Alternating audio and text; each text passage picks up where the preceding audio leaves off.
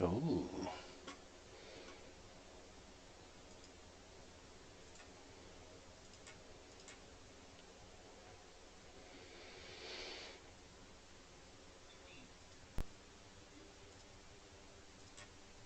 Oh, wow. I got 24. 24.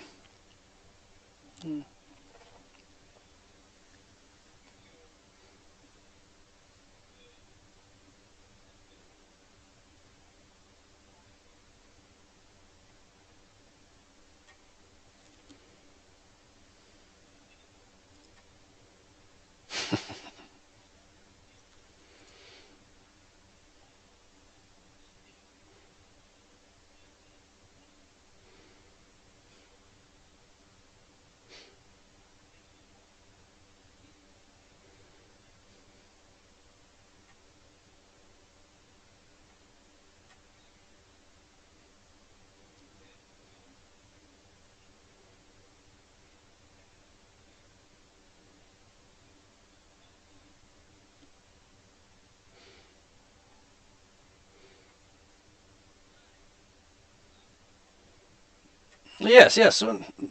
What was that? What just happened?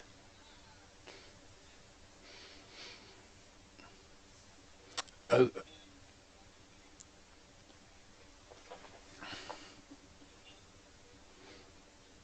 mm. I always read the back, yes.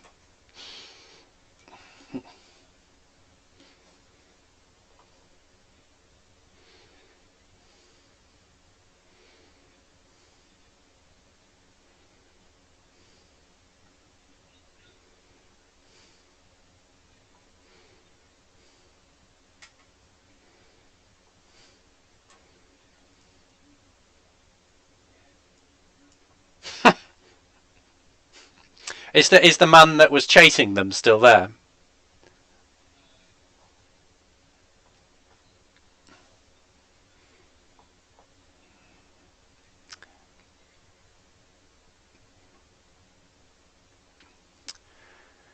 Okay. I guess maybe Dr. Glade would go into his medical pack and perhaps try to concoct something that would help Hollis vomit this back up, maybe to delay things, but um, so maybe a bit of salt and a bit of water and perhaps some.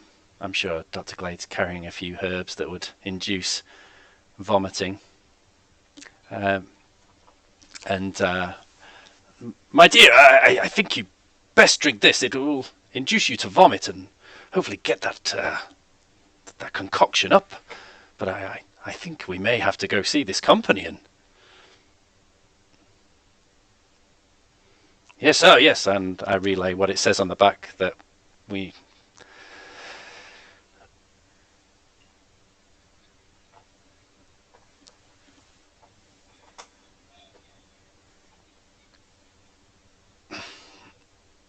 Stand back, Galaris, stand back.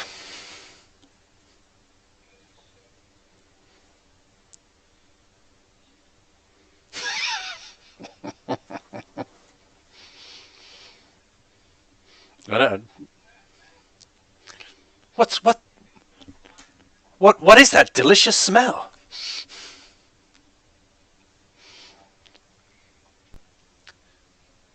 Do your kind always vomit such delicious smelling uh,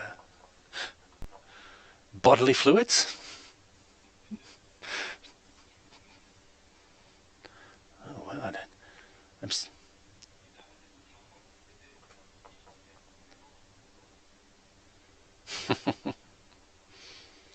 I'm sure you'd make some kind of delicious soup, wouldn't you? And Dr. Glade imagines for a second. We should we should share a bath sometime.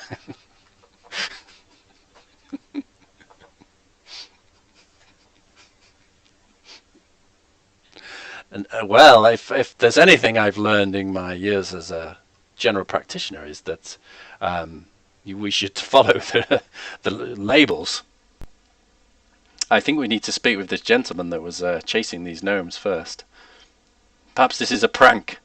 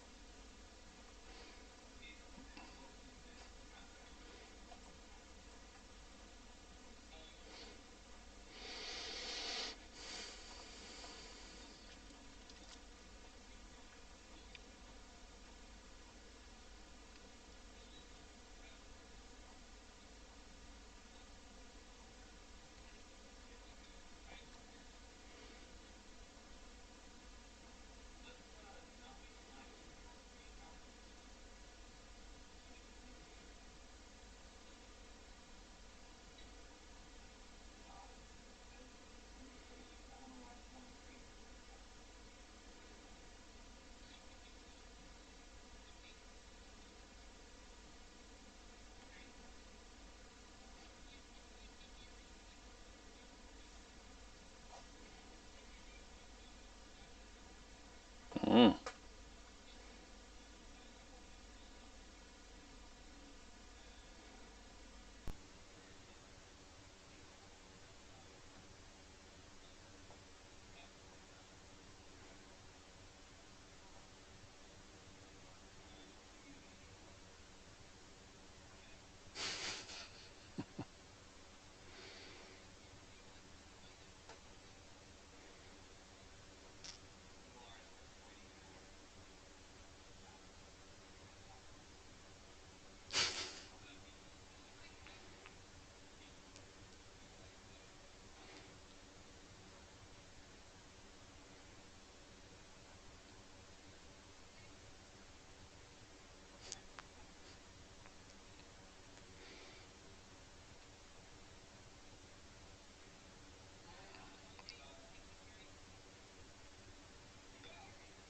Now listen here, my good fellow. Is this establishment licensed? These seems very dangerous chemicals you're letting gnomes just run amok with around the streets, letting innocent bystanders consume them.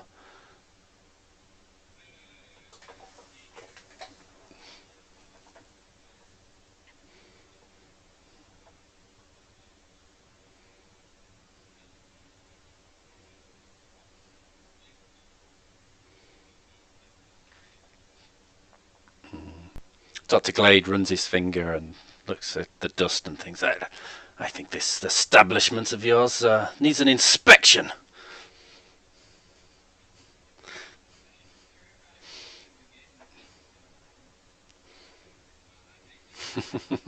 Yeah, in fact, I, I, I'm Dr. Glade, a knight of this realm. How dare you speak to us like that?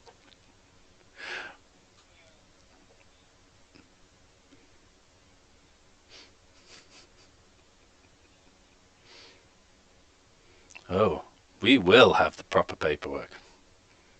Mark my words. Mark my words. Now tell me about this company that this vial is from. If you ever wish to do business in this town again.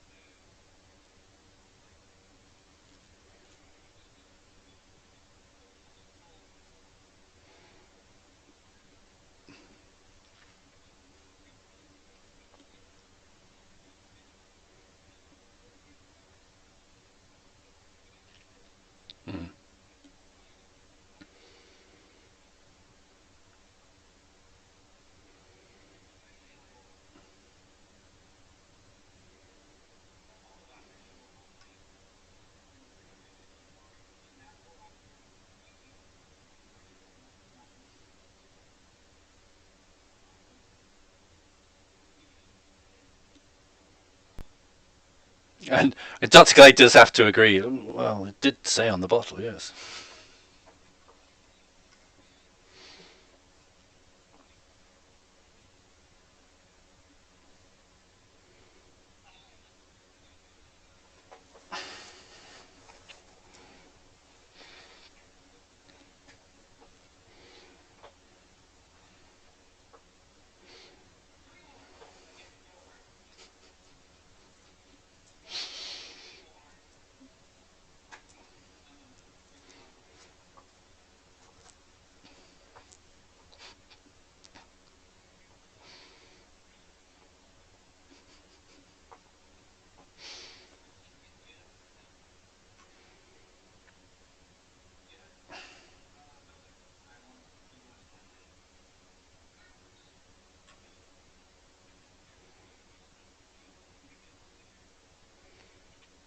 I think Dr. Glade is Dr. Glade's writing all this down and refuses to refusing to help three knights of the realm.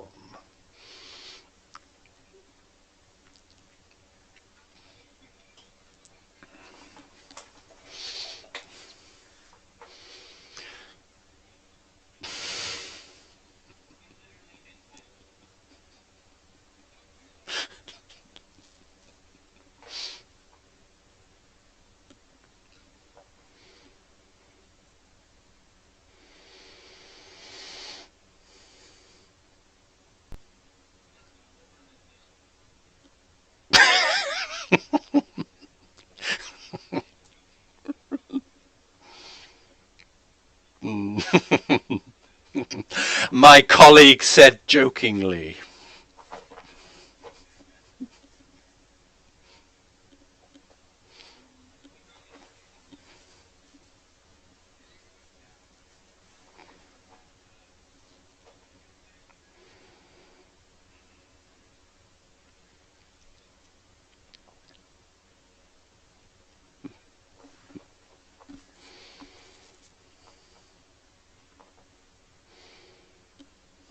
Okay.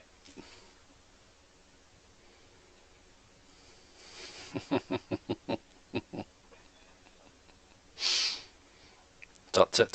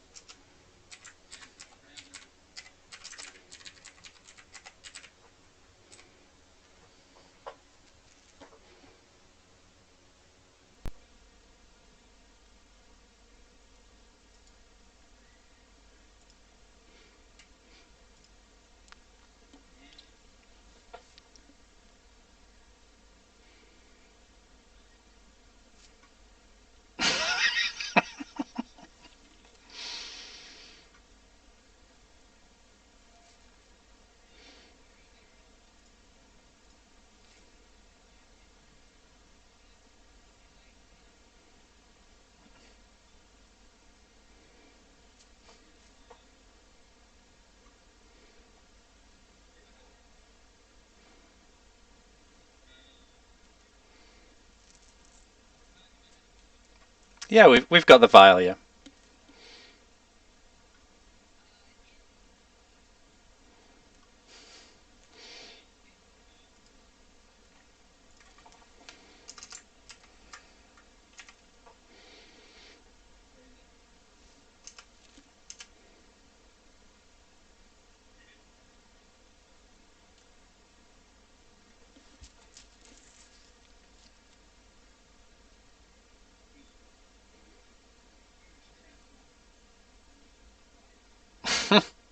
Whee!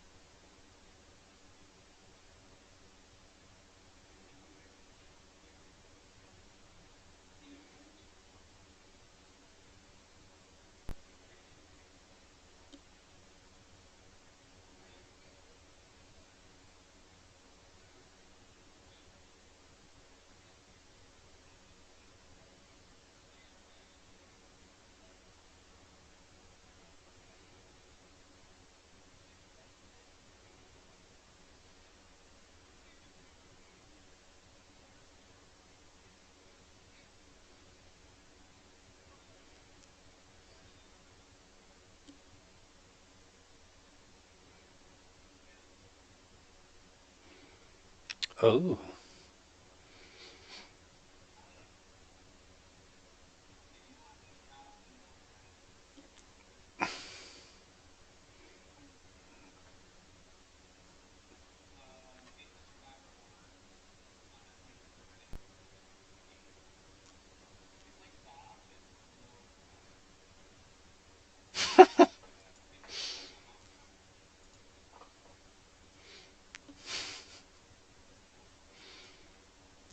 So describe.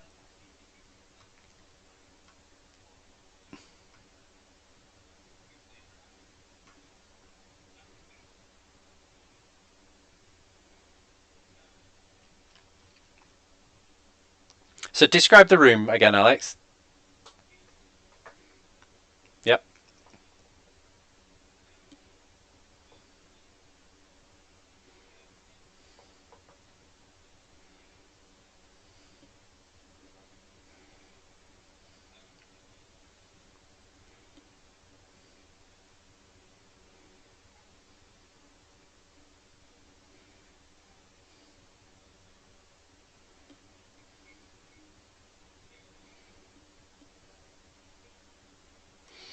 Okay. Well, this is highly unusual.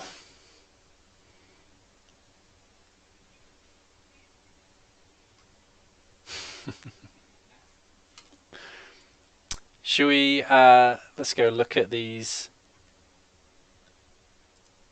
statues, I guess.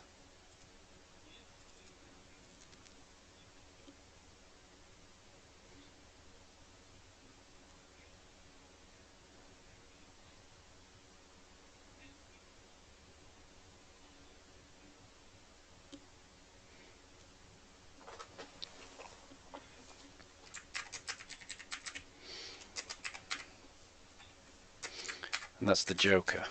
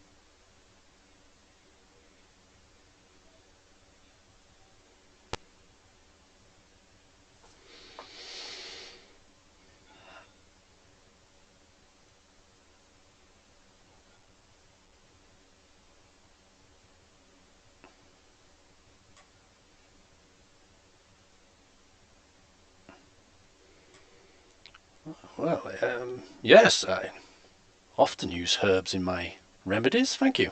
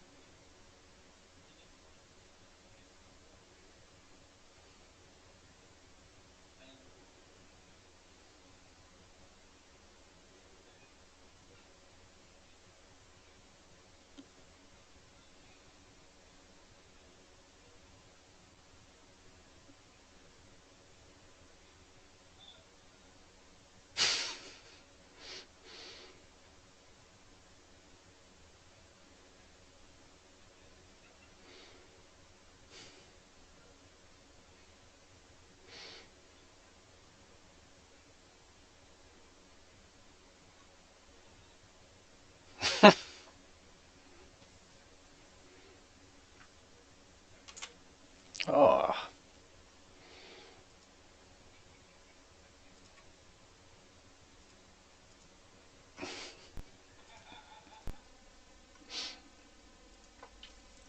10 for Dr. Glade.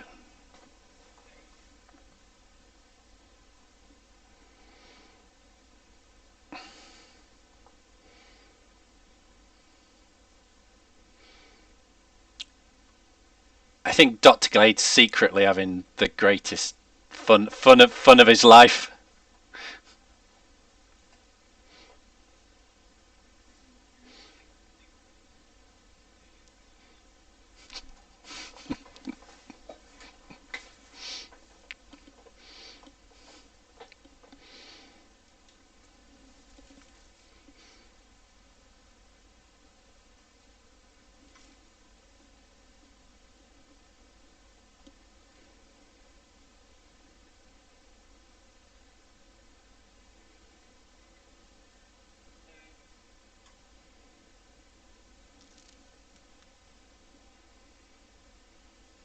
Yep.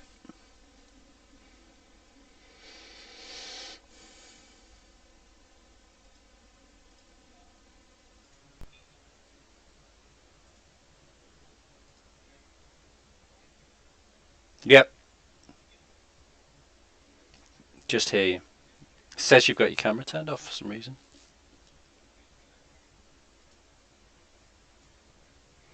Uh,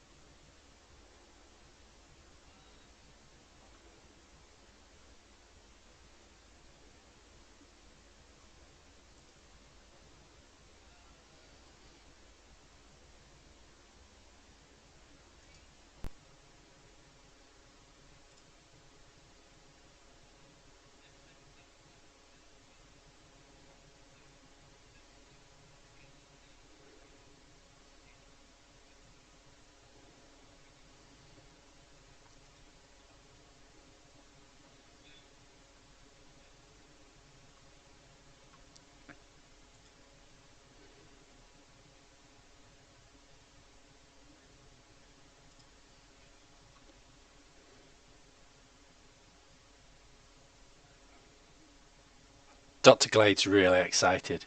He turns to Galaris and Hollis. This is amazing. Um, and Fake's being scared. He starts running around. Oh my God, ghosts! And that's how he spends his turn.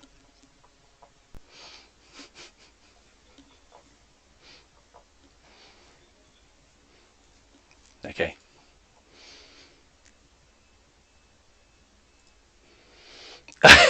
A crit one, a critical fail.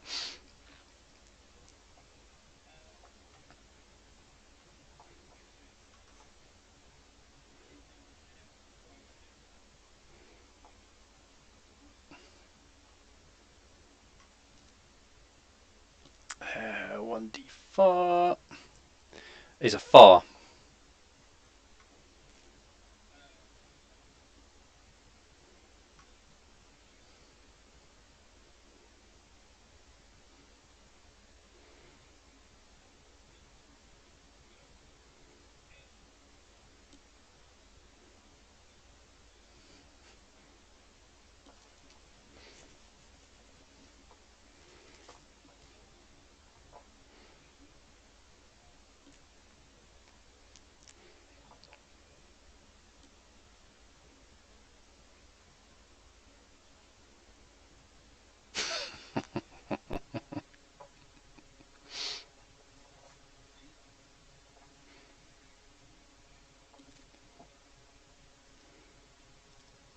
Okay.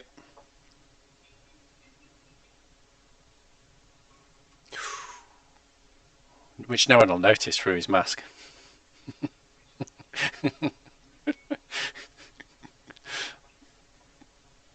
Yep.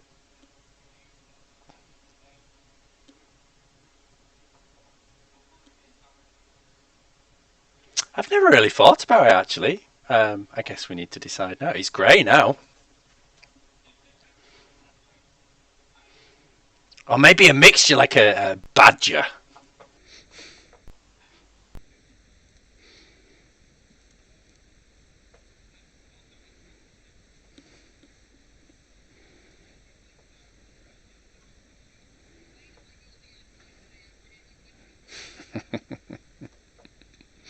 It's real! Ah!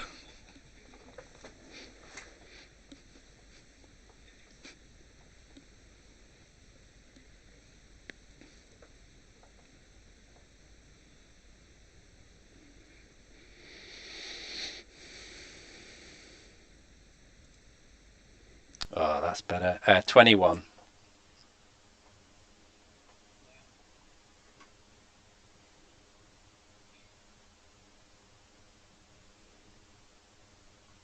Hello?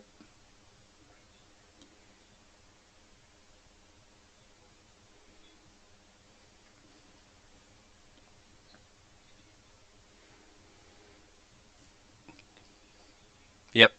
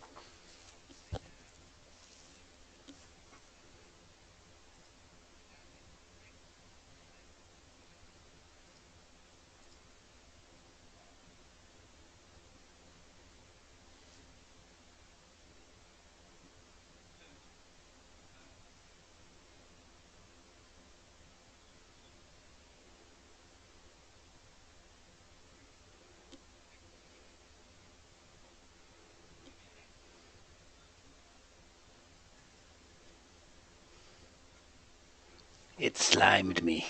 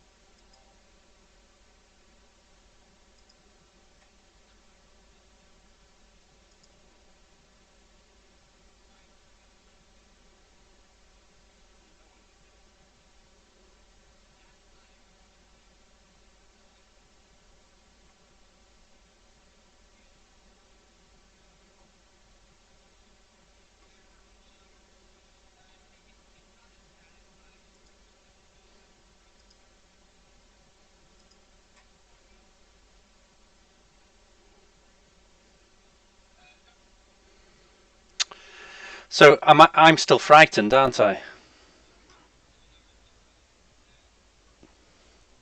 Which means I can't move closer.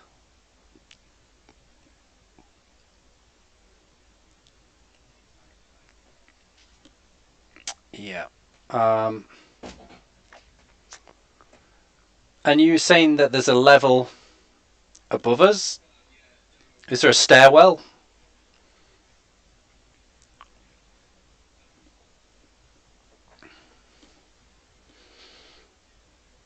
Okay. And is there any like emergency buttons to stop things? You know, in a factory, there's usually a big red button you press to.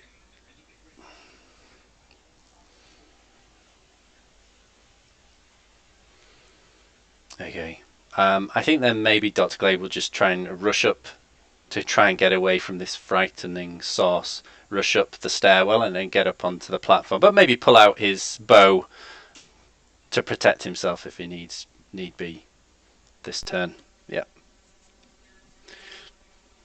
Yep.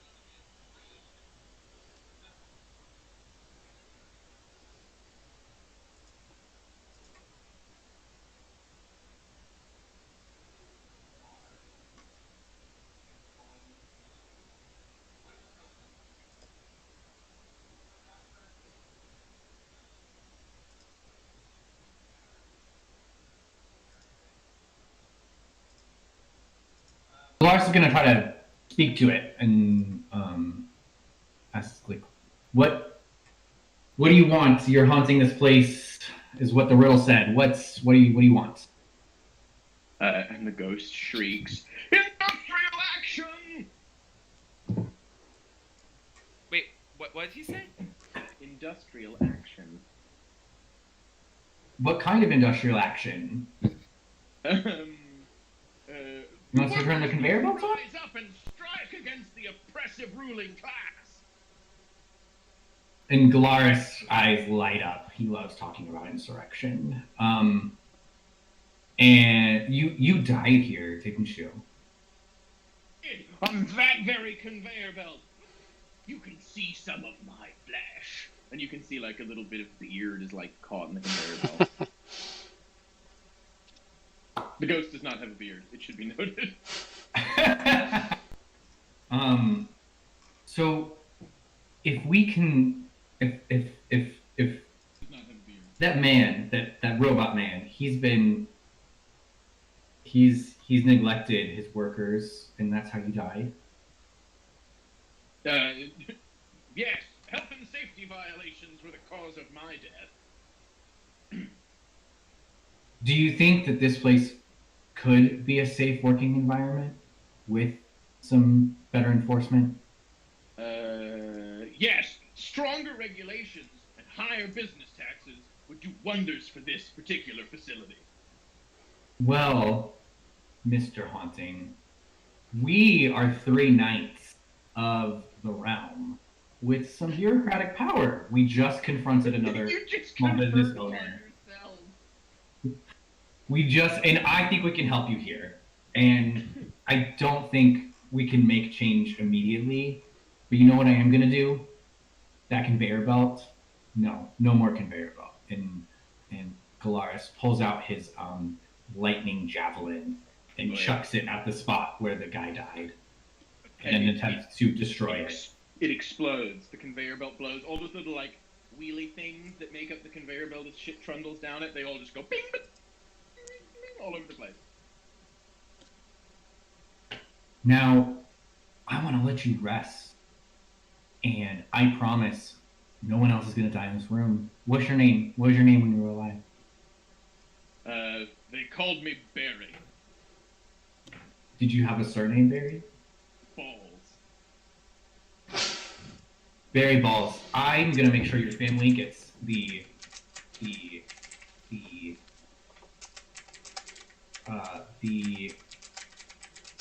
resources they deserve for your death, and no one at this amusement park factory is going to die in the same way that you did. And the ghost, its face softens, and it puts a hand sort of, not like on your shoulder, because it can't, but like on your shoulder. And it says, "Thank you, friend. Speak to Scott." And as he begins to ascend into the light, you hear him say, "He's our union rep." and the room feels brighter. It just the light fades from on high, and you just feel better. And Calulon flops out from the wall again, and he says, "We do appreciate that. Pesky things, bad for business, I say. Anyway, here's your prize." And another little door opens, and a different assistant manager wearing the same uniform, except his name tag says Brad, emerges, and he shuffles over, and he gives you a small vial. He's got big bags under his eyes and really bad coffee breath. He sighs, trundles back towards the door and shuts it behind him, and this new vial says, "Sage." I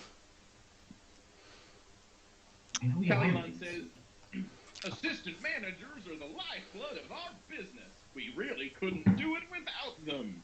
And then he folds back into the wall. I guess Dr. Glade will put that in his herbalist kit. Yeah. As we're getting back in the little cart, I'm just gonna kind of affectionately give Galaris a couple pats on the back. Yeah, well I'm done. also gonna accidentally step on Dr. Glade's foot. You accidentally stood on my foot there, Hollis. Oh, did I, dearie? You know my eyesight's fading. It's the chemicals taking over my body. I wasn't scared for a moment, you do realise. Wait, what'd you say? I wasn't scared for a... Oh, of course not, dearie, no. You were just getting your vantage shot. And then never taking it. I do feel a little tired, though. How does that work with frightened? Like, does Dr. Glade recover because the ghost is gone, or No, so that's a good point, actually. Dr. Glade, your aging effects can be reversed when you realize them. Within 24 hours of their admission, or sort of prescription, I guess, with a greater restoration spell or above, not a piddly little cleric lay on hands nonsense, but like a proper healing spell. Otherwise, after 24 hours, they become permanent. Okay. You aren't aged. It hasn't shortened your life. You're not older. You just look older. Yeah. And Dr. Glade notices his hand shaking, but he grabs it before anyone else can seize Tucks it. it in his little coat pocket.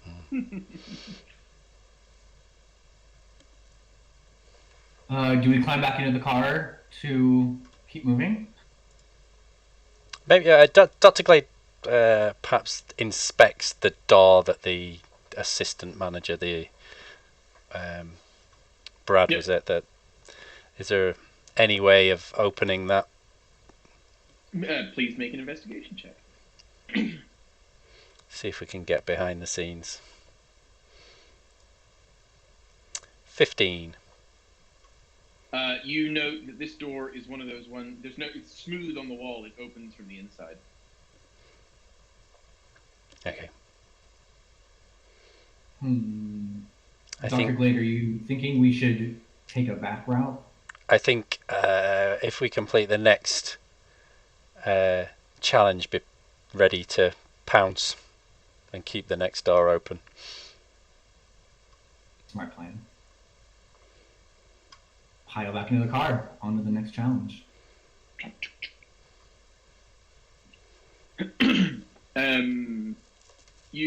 The doors open and close behind you. You go through this small hallway, and you emerge. The doors open and shut behind you, but it's really dark in this next room.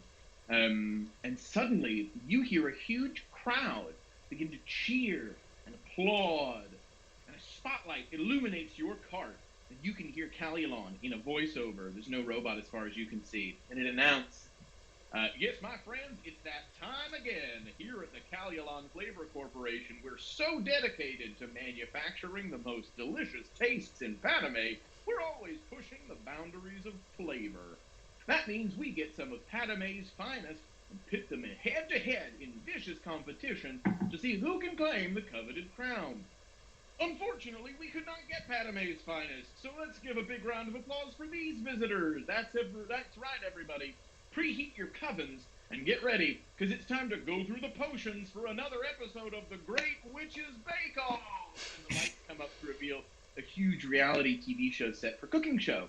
And instead of Callielon, there's a hag, classic, green skin, big pointy black hat, standing in the center of the stage. And the lights are blinding. You can't see the audience, but you can hear them whistling and hooting and hollering. And the hag beckons you over out of the cart. She's all smiles. I'm staying put.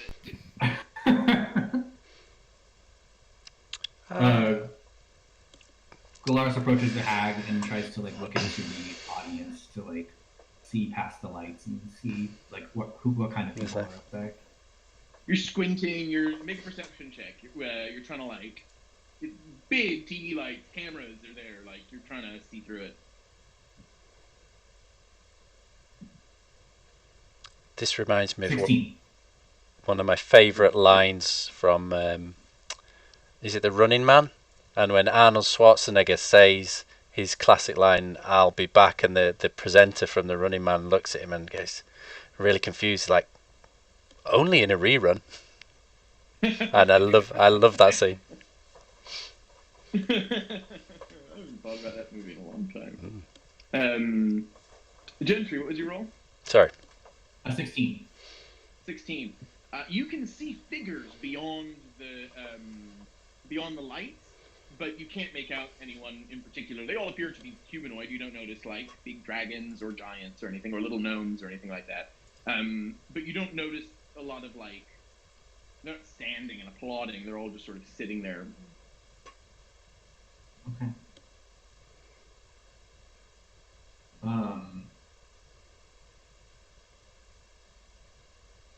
Galaris looks at the hag and what are the instructions? What do we need to do?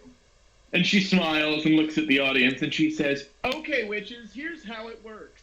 I'm going to give you a single ingredient and you'll have just 30 minutes to whip up a truly, truly spectacular brew.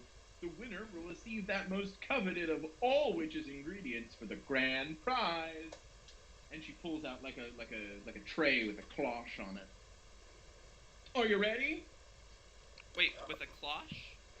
Like a, you know those silver With the domes dome. they put over fancy food?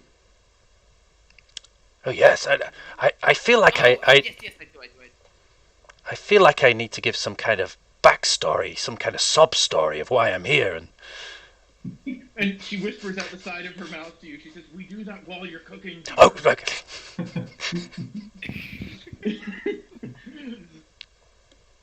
And she I removes will the cloche all in a begrudgingly. swoop. And the audience, you can see gasps. Except Gentry, Gularis sees when they gasp, they don't move. So the audience gasps, and the witch announcer goes, "It's Toe." Oh, what do you do? What was the ingredient? Toe of frog. Oh, So, um, and we've got one each, or we have to work as a team. It's like a bowl, so you can. Have you ever seen like Iron Chef or Chopped? You have to like get as much as you can and then go cook something with it. That's sort of the vibe that they're clearly going for here. Okay. In an egregious ripoff, Gentry. And there are other. are there just There are three other of us? it's just you three. too, right? It's just you three. Okay. Oh. Galaris like kind of like off to the side, trying to hide it from the hag. Like shares that he's like not seeing anyone move in the stand, and I don't think that this is a real audience. I think this is all theatrics. And she turns to you, and her smile is huge, and her eyes are screaming. And she says, "You better get a move on if you don't want to get penalized." Eye of Toad, did you say? Toe of frog. Toe of frog. Are they little like individual toes or like one frog foot? I think they've been tastefully arranged by like leg in little bunches like asparagus in the bowl. Oh, lovely. So Dr. Glade grabs. It's very tasteful, very high production value on the show. Lovely set, beautiful kitchen islands, butler sinks, the copper-plated like pots and pans everywhere, full pantry for all of your assisting like potion ingredients, everything you could want. It's really nice. I guess Dr. Glade grabs a bunch in each hand and scurries off to his Yep, you scurry off to your preparation station. Great. Galaris follows suit, but like puts his stuff down uncomfortably close to Dr. Glade, like obviously not his workstation.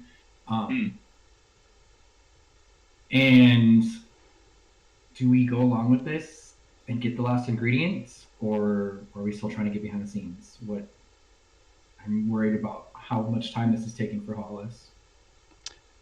Yeah, I think. I'm team go behind the scenes personally, unless you all feel like we can cook up a good little batch here. Dr. Glade. Yes, we either jeopardize getting the cure through this farce, or we get the cure by force ourselves.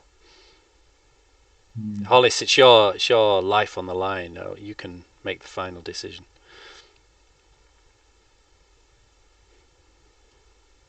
I think I've made a decision, but first I must share something with both of you that I swear to God you better not tell anybody ever else. I can't cope with it, damn. You're old and in distress. I say we go backstage. Okay, let's. Dr. Glade, you theatrically try like keep the cameras on you and be your best host. Walk us through what you're cooking. Okay. And it goes into. Galaris is going to sneak off into the pantry and start like rooting around for back doors or levers or something. Okay. Yeah. And I'm gonna wave the hag down real quick. Yeah. And she comes over with a camera guy and a sound guy's coming over too. and they go, so what's your name? Oh, dearie, my name is Hollis. I must share something with you. You know how women get at our age. I really must use the restroom immediately. Oh, what a shame. Well, luckily, we've got a shame cupboard for you. And she points, and like over in the corner, because the clock is ticking. There's like a little porta potty. Thank you. I'm just We gonna... aren't stopping the clock now. And then they rush over to Dr. Glade, and the sound guy's following, and the wires are coming, and they go, so shame. Dr. Glade? Ooh, Dr. Glade. Is it a doctor of potions? I've been known to make the odd concoction.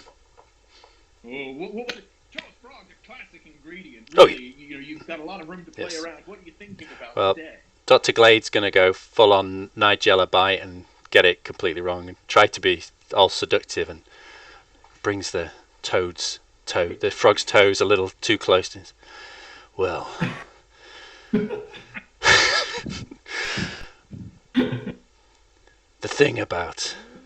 thing I enjoy most about frogs' toes is the way they delightfully tickle the throat as they go down. And he just brings one up, pulls his mask off, and it's gone. And they go, oh, the audience is going wild. Dr. Glade's a fucking hit. Fan favorite, if ever there was one. While all of this is going on, Galaris, you're like in the pantry, and you're rummaging about, and you make an investigation check to see if you can find any kind of egress.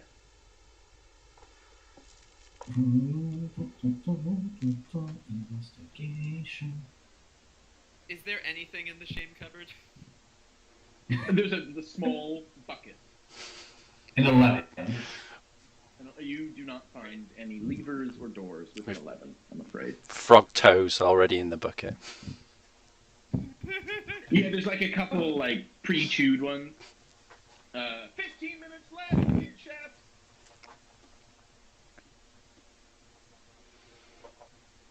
Dr. Glade's just in a cloud of steam as things are cooking. I'm gonna go They've got join the camera Dolores. in the thing that you're mixing. You're Yep, smashing. yep. What was Hollis doing? I'm gonna go join Dolores in the pantry and see if I can help in any way. In the background, you can hear Dr. Glade's gone into Gordon Ramsay mode. Fuck! Fucking idiots! Fuck! He's just pulling from all the little strands, right? Somehow he's picked up some like sous chefs that are running around and throwing things in the air.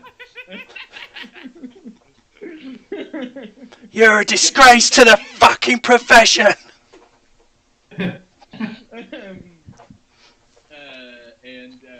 Hollis, you join Galaris, who's just like sitting in the pantry waiting for the time to run out.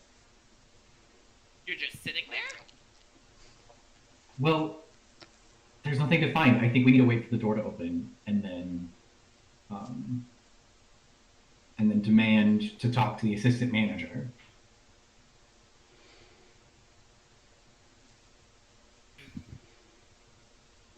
Meanwhile, Dr. Glade's putting all out on ready. What was that guy that went viral who was just like...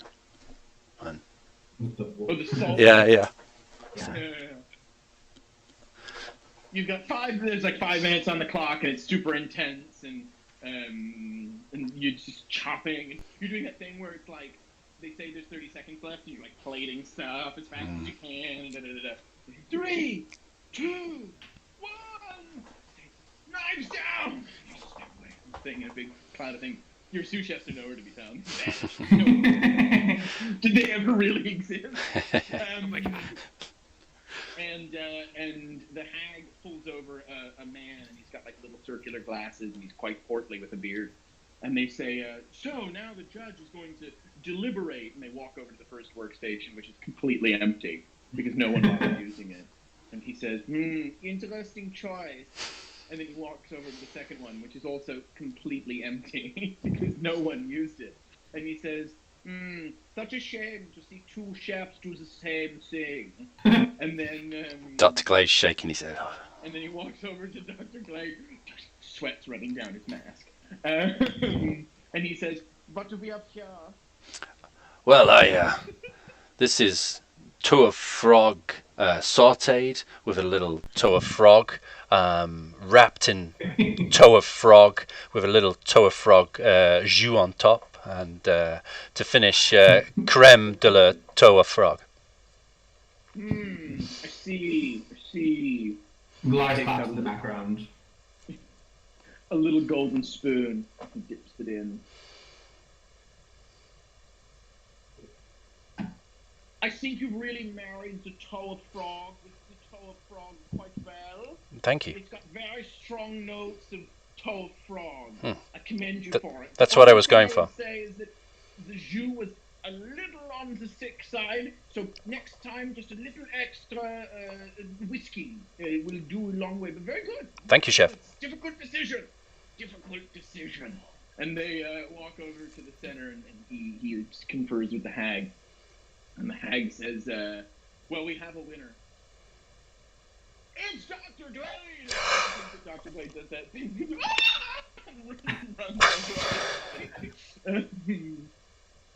And she says, well done, dearie, well done. In addition to the title of Witches Bake Off Champion, you also receive our grand prize. And an assistant manager wearing like headset and the same corporate uniform, but also a witch's hat, comes out with a vial on the tray, and she says, "Thank you, Jeremy. It's Eye of News!" And the crowd all cheers, and she hands you the vial, which you can see contains a powder, and on the vial is another label, and it says mustard powder, and then that's been stricken through, and it says Eye of News. And Dr. Glade's behind it. Go, go, go, go, go, go, go, go. Oh, yeah, I start running.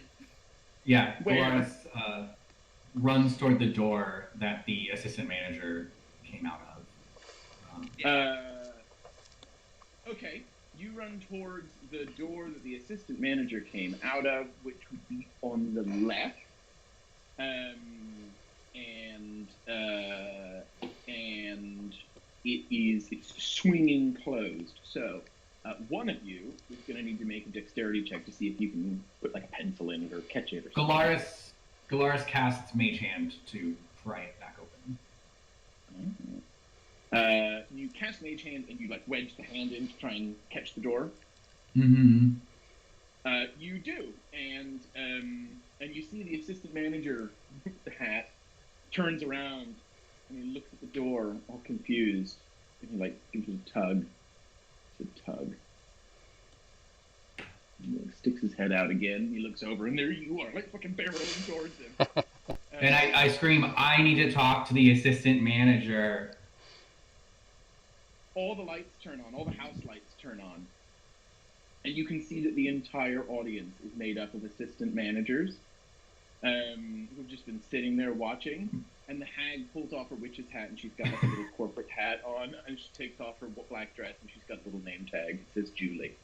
And he says, "Sir, we're all assistant managers here."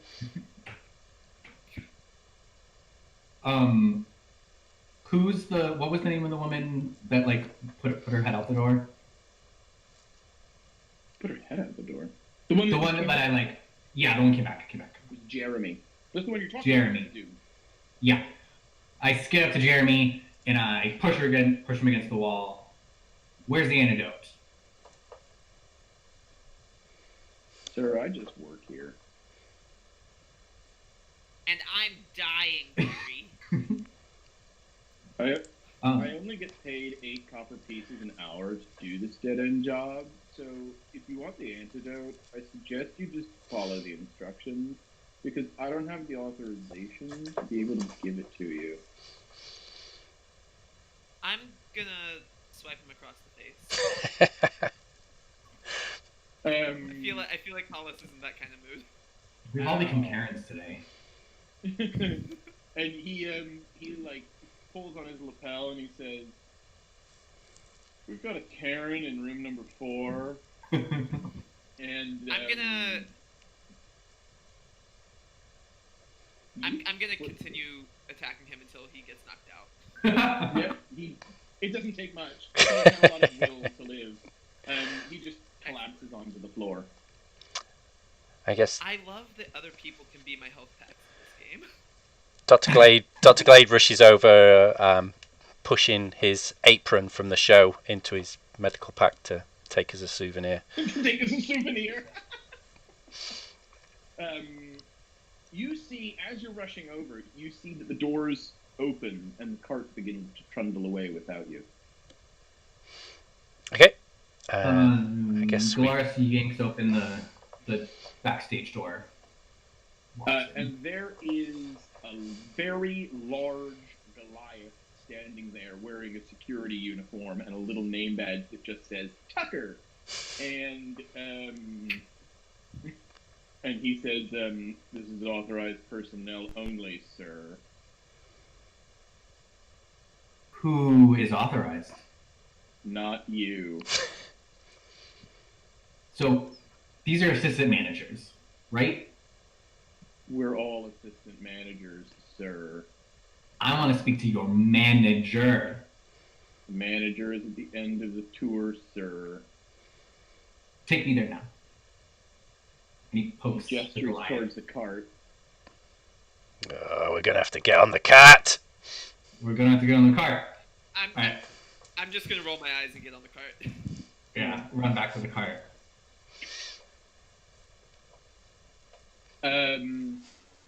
You. Wait, before we start this one, can we take a quick break? Yeah, I of need course. water and to pee. Okay. Yeah, I'll get some water too. Cool. See you in a minute.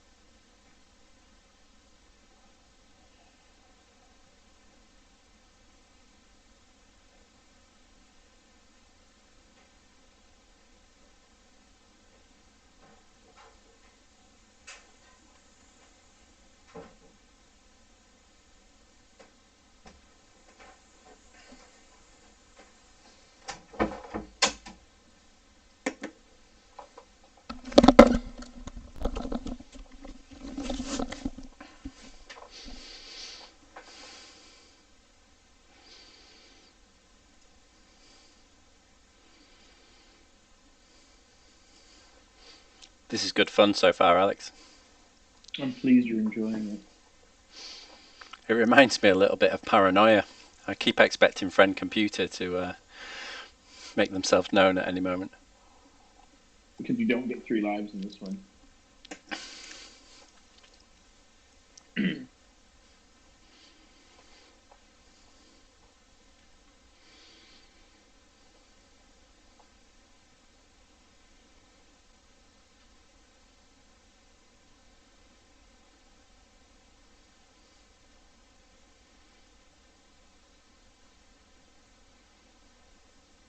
Anybody want to name a young witch real quick? Name a young what? Setting up for. I'm just coming up with names for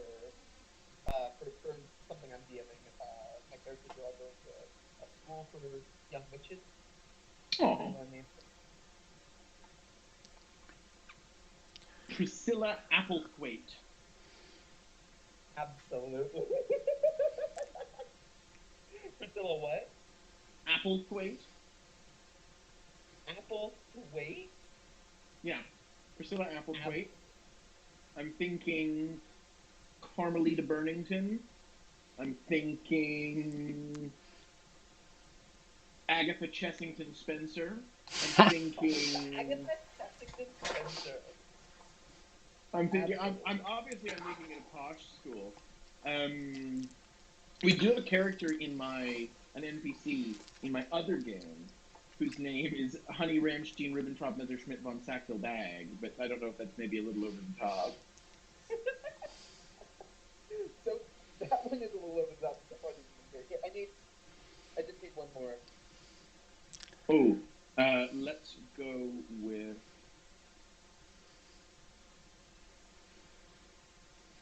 Cordelia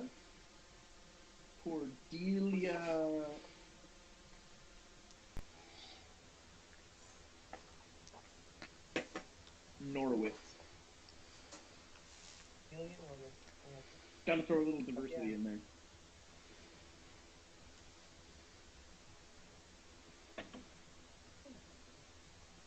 Happy to help. That was fun.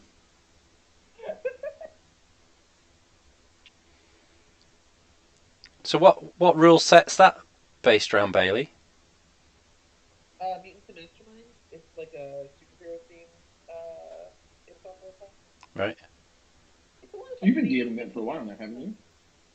You what? You've been Yeah, absolutely. Or I guess a while comparatively to what I'm doing. Which is I've been doing it and we've been meeting every week.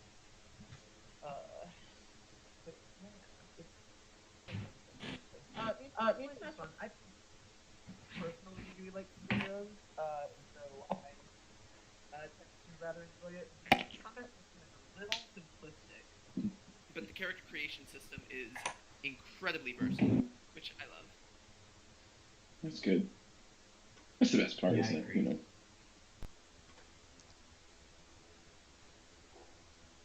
Are we all fed and watered? I've got my homemade ginger beer. Look at you. Ooh. Do you keep a ginger bug? No, I've my friend who lives in Norway sent me some Kveik yeast a long time ago that I was going to use for making beer, but I can't get to my brother-in-law's who's got all the brewing equipment. So I've had this yeast just sat in the freezer, so I got it out and mixed it with a load of ginger and sugar, and it's made ginger beer. Which yeah, it's gorgeous. Yeah. Pardon? How long did it ferment for? So this one has been fermenting about a week. I've got no idea how strong it is because I don't have my hydrometer either. So, but you do get a little buzz from it. So and I have So it's got something in it. Yeah, and I've been having to burp it every day to let the gas out. So the yeast is clearly doing something. Yeah, so it's doing something. Ooh. And it tastes nice. That's the most important part.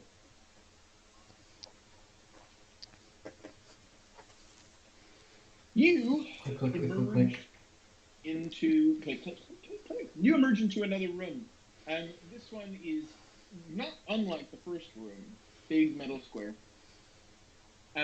It's got a raised section above the floor, so like it's normal floor, but then the center of the room is about a foot, maybe taller than the rest, just slightly raised.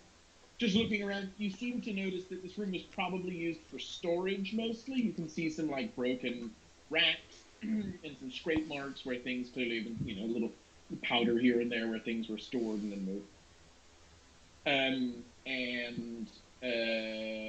From the top of the 20 feet up the wall, the animatronic comes flopping out, and it says, "Now in this room, we had a spot of bother.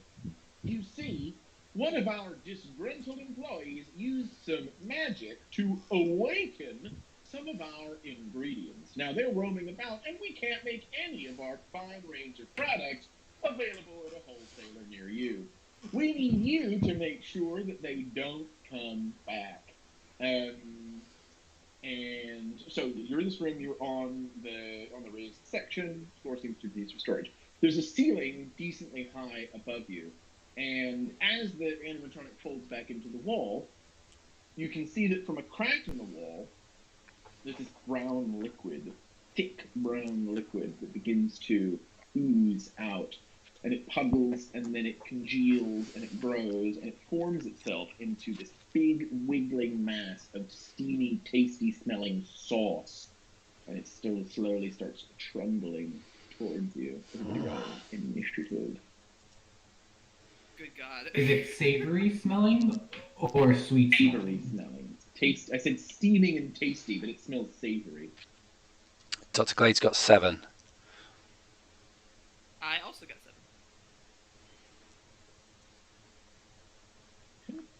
And 9. Gladys. 9. And Phil. Oh, that must have been something I said.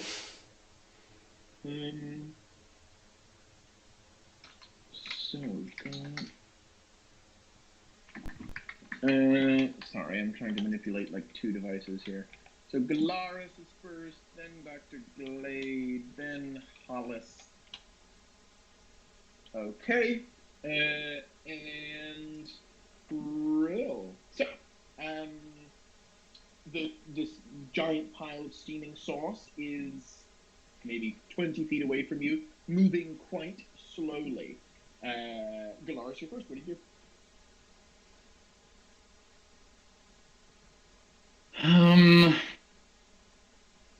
How tall is it? 4 feet. Oh, it's okay.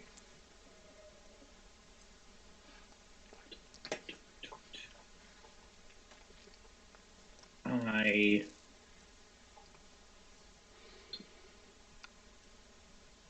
run up to it and stab it with my short sword. Fantastic. Good, please do. Stab away. Stab true. Sorry, my Fight Club is not working.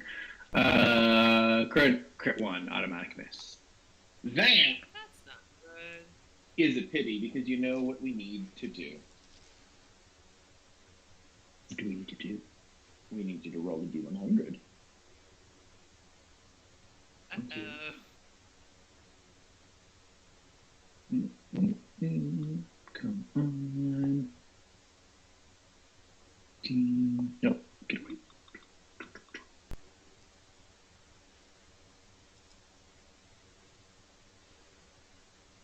$25. With a 25, you stab true, but you don't really do any. You do no damage whatsoever. Your short sword sort of glances. You misjudge. It glances off of this giant pile of steaming sauce, and a little bit splashes into your mouth, and it's a delicious, savory gravy. And this gravy is so delicious that you're overcome with flavor, and you're stunned for 1 round. So, we will come back to it. We move now to our friend Hollis. Well, ectoplasm really ain't that different than gravy. I'm just gonna run up to it and like swiftly swipe my way, see what we can do. It's the campest thing I have ever seen. I'm just gonna swipe on up to it. Oh no! Are you fucking kidding me? How are you? Ah! Roll a d100. Yeah, I will. These. Oh, I know. Wait. You want me to roll one for you? 86. Okay. No, I got it. 86. 86. Yeah. With an 86, the same thing happens, but you're affected a little differently as your body begins to turn. You've got the flavor madness from the concentrated chemicals earlier. Cocoa Puff. You are Cooper concentrate, baby. And so you get some gravy in your mouth, and you now suffer from the effects of the confusion spell for 1 round. So you need to roll a d8 for me, please. 5. You are confusion. With a 5, you take no movement or actions on this turn. Easy peasy. You're all done.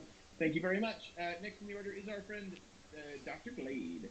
Just describe to me one more time, Alex, what else is in this room with us apart from this creature? So far, all you can see, all that's happened, is you're on this little raised platform. The ooze is coming towards you. It's about 20 feet away from you. Your cart's still there. That's what it. Oh, and there's some broken shelves and some like crap on the floor from when this was a storage room. Okay. It's gravy. Still hot by the sounds of it. So it's steaming. Steaming hot. Okay. I think Dr. Glade will draw his bow. Mhm. And fire once. I'll get sneak attack because it's already engaged. It's engaged with 2 of your colleagues. So I'll go with my sneak attack and my bow. Getting 26. Yes. Ooh. Doing 7 sneaks, 7 piercing. 14 thrill. Thank you. And then when I reach level 6 I get an extra attack, so I'll do that again. 20 this time. Yep. Doing 10 sneak, 9 piercing. Yep. Your Pew, these 2 pew, arrows, pew. you just the ooze, the gravy just splatters everywhere. And all is still for a moment. And you hear a noise behind you, and you turn. And from the other side of the room, a thick pile of fluffy, yellowish, whitish substance begins to build from a crack in the wall, and it bunches and steams, and it forms a large, solid ooze, which begins to head your way. But the gravy ooze is dead. Gularis, you are top of the order. This one's on the other side, so 40 feet from you. Yeah, gotcha.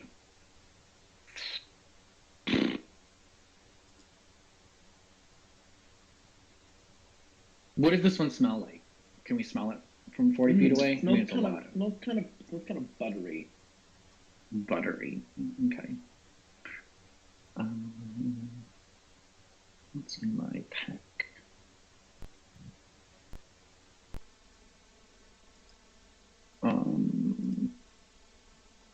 I pull out a torch and light it. Your torch.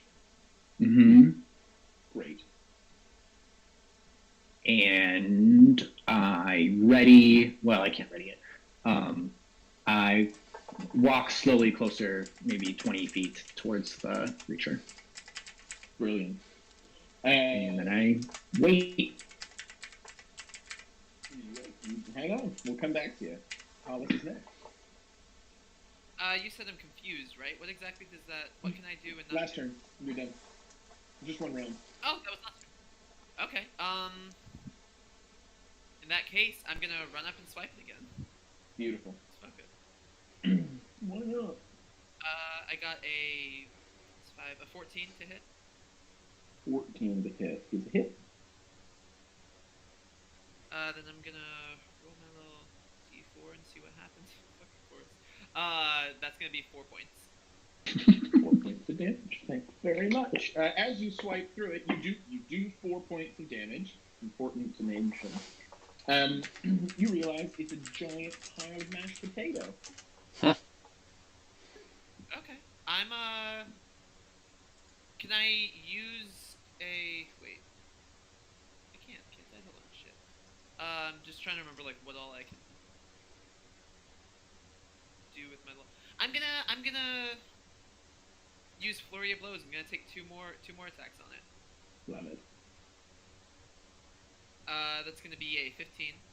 Mm-hmm. Yep. And do the second one. And we'll just do all the damage at once till we get it. Oh, okay. And that's gonna be a 20. Nat 20.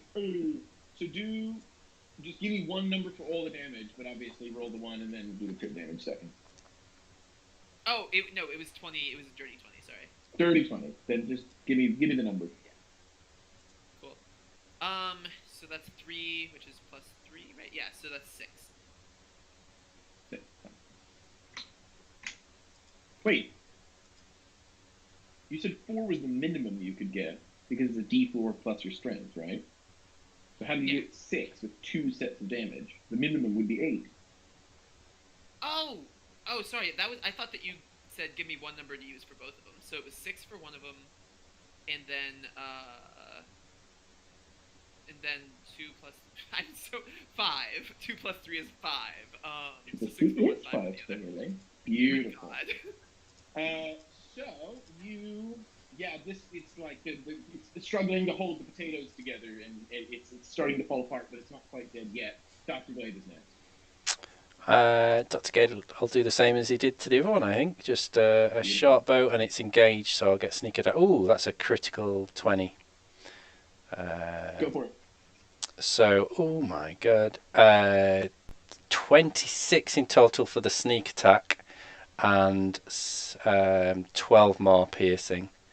So this thing did not have that much to begin with in its best state. So it just explodes in a giant pile of mashed potato on the back wall. It is dead. The gravy hole begins to burble. And another gravy ooze.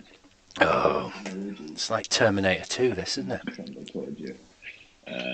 Damaris is first. Did all the gravy pieces start coming back together? No, it's a different. It is a different ooze. It's not the same one. And you killed it. It's dead.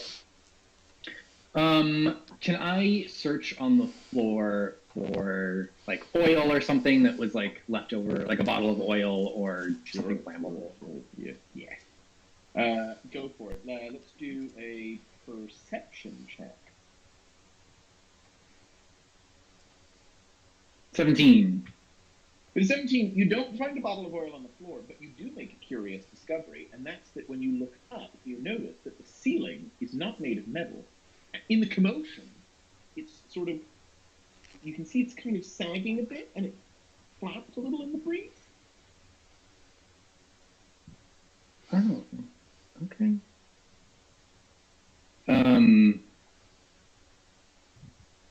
Like it's a tent? Or Like it's made of some kind of fabric instead of metal. Oh, okay.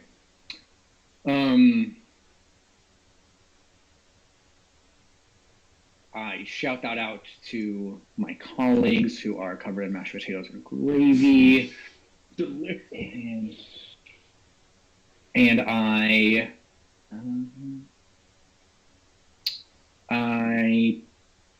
pull out my slingshot and wait for my next turn.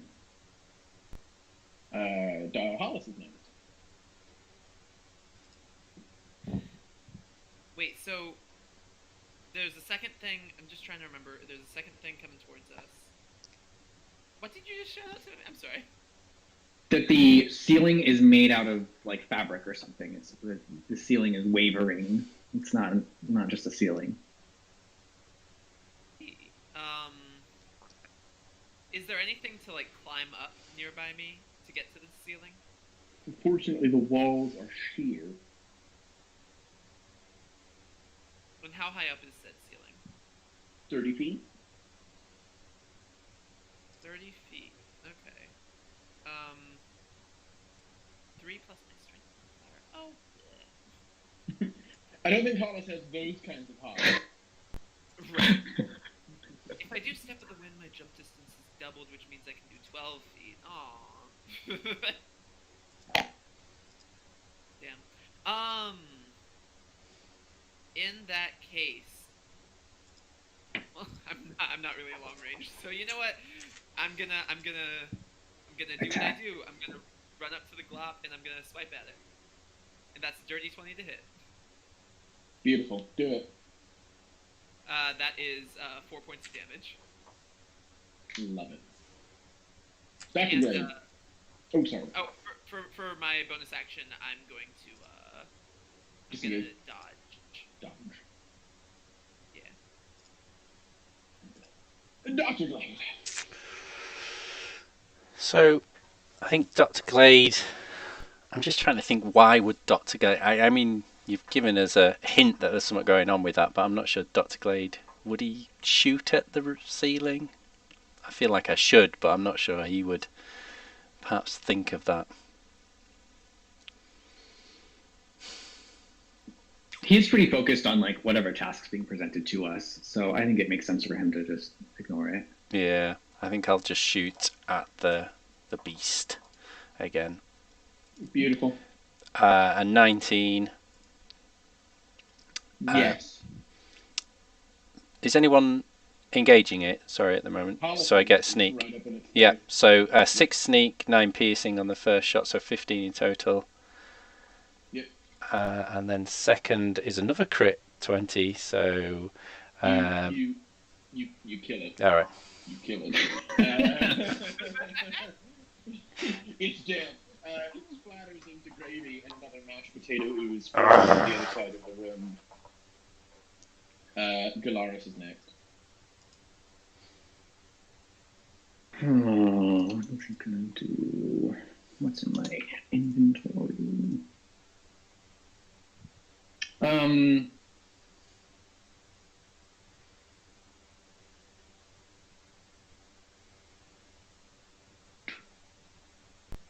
Didn't you ready your slingshot? Yeah, I'm seeing if I can like light it on fire. I don't think I Oh, can. sure. Like, Yeah. I'm seeing what the bullets are made out of. They're just metal. All right, I slingshot straight to the ceiling and see what happens. Yeah, you do. It's a big target and it's not moving, so you succeed. You puncture a small hole and you see like a fine white powder sort of sparkle as it falls down onto the ground in front of the mashed potato ooze. And the ooze begins coming towards you, but right as it touches it, this fine powder that's falling, it recoils back from it.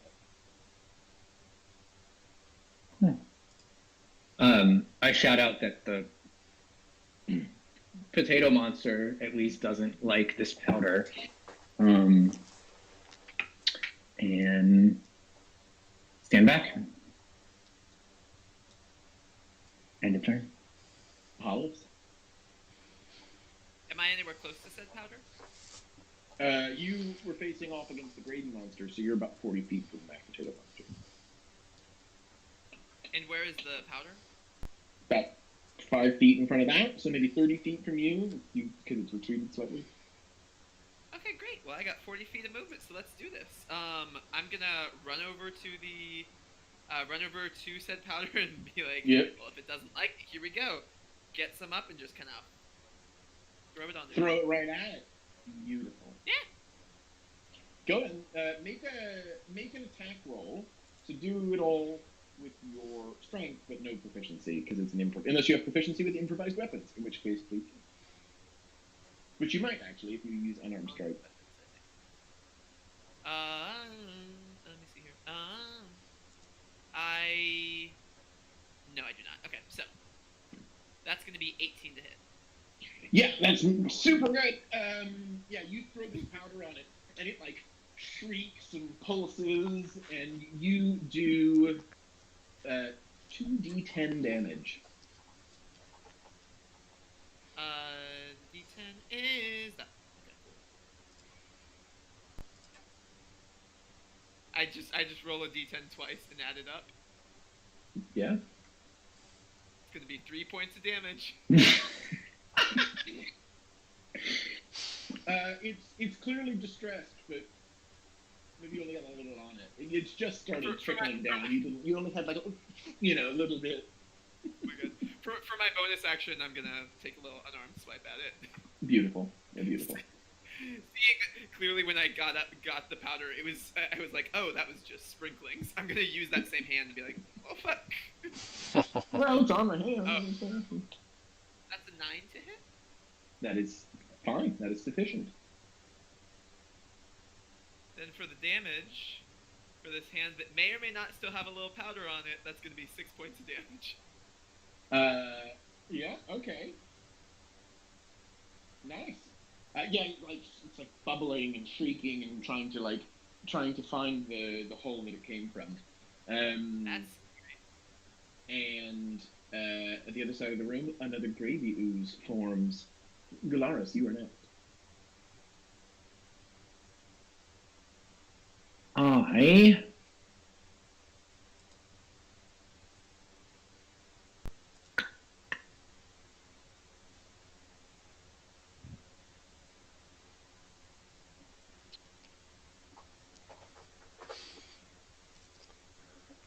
I cast Mage Hand to go in and start pulling on the fabric to create a bigger hole.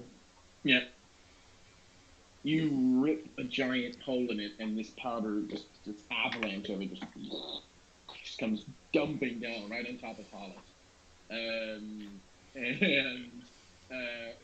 just sort of starts cascading. And eventually, the structural integrity of the fabric, you rip a big enough hole in it that it just all comes crashing down, and the whole floor is completely covered. And the gravy ooze shrieks and burbles, and they retreat back into their respective holes. And everything is still, and everything's covered in this fine crystal powder on the floor. You wait, and no more oozes appear. Yeah. And Callion flops out of the wall, and he says, "Wonderful! Well, I'd offer you a free sample of some of those delicious treats, but everything's oversalted now. You better take these." And an assistant manager, like, you see the door go, but then it can't open because there's too much salt on the floor. So you just see a little hand come out, and it's holding 3 vials. Snatch them really roughly. And it and then it retreats back in, the door shuts, and it says garlic salt, and one says celery salt, and one just says sea salt. We're gonna have to cook up at the end of this. We're gonna have to what? What are we gonna have to cook up at the end of this? This is getting ridiculous. Callion, the salt has like formed an avalanche, and it like slopes down, but the cart track is fine. And Callion flops out, and he says, "Good luck, you're halfway there."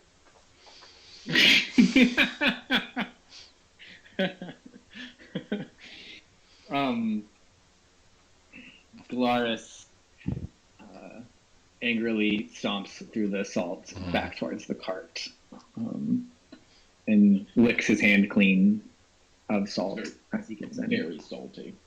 Yeah. Yep, Dr. Glade trudgingly follows.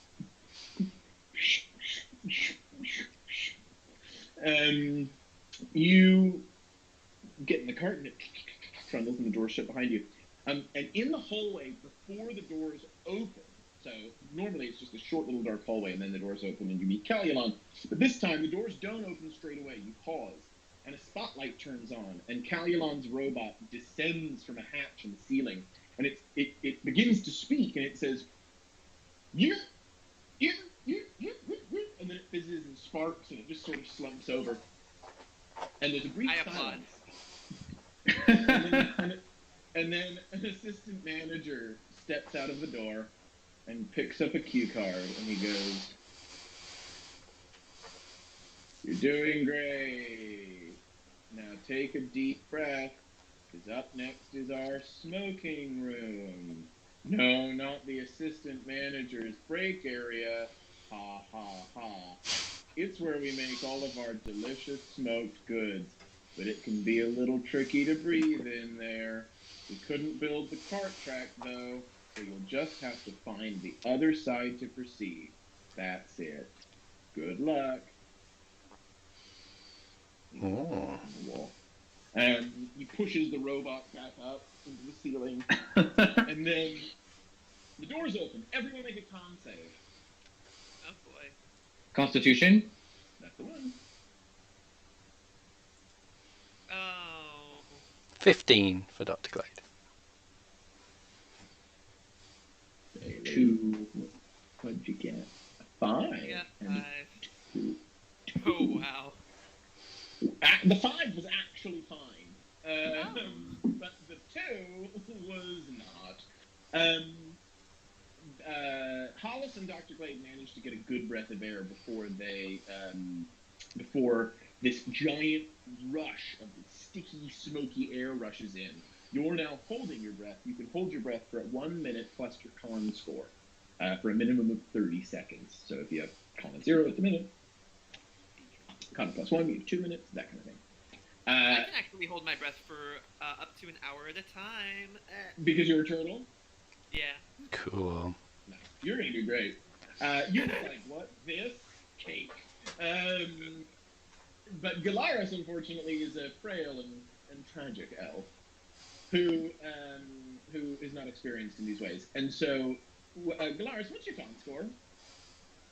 9. No, so -1. My Constitution score -1 Is would be 8. -1. Sorry, modifier. Yeah. No. Oh, That was your -1. Constitution Oh, I modifier. see. -1. Thank you. So you actually only get 15 seconds of air before bad things are going to start to happen. And we're going to play this in rounds like initiative, but there's no initiative. We're just going to do it in like discrete moments. So whoever wants to do something, that's fine. And then when all 3 of you have gone together, we will move on. Okay. And the cart track ends with like a little railroad bumper, and the things open, and you see a large room, and it's just full of big hanging like strands of smoking peppers and vegetables, which are hanging in different rows, and it's very right in front of you. You can see an opening in between where you could walk through, but then you'd have to turn left. And it's full of smoke. It's you can see, but it's very smoky, so you wouldn't Right, be able yeah. to take a good breath. But Yeah. you can see where you're going. Your eyes are a little stinging a little, and you're going to smell great, but that's about it. So I guess we can see Galaris already struggling. Maybe Yeah, Galar, you saw Galaris did not get a good starting breath. so maybe grab him by the shoulders and help Get a boogie on. drag him through as fast as possible. Yeah.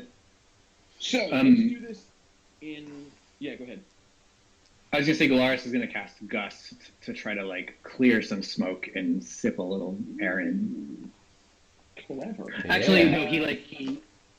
no, he does Gust in front of his face. Towards to clear him the or smoke. away from him. Yeah, towards him. Oh, I see. Like blow.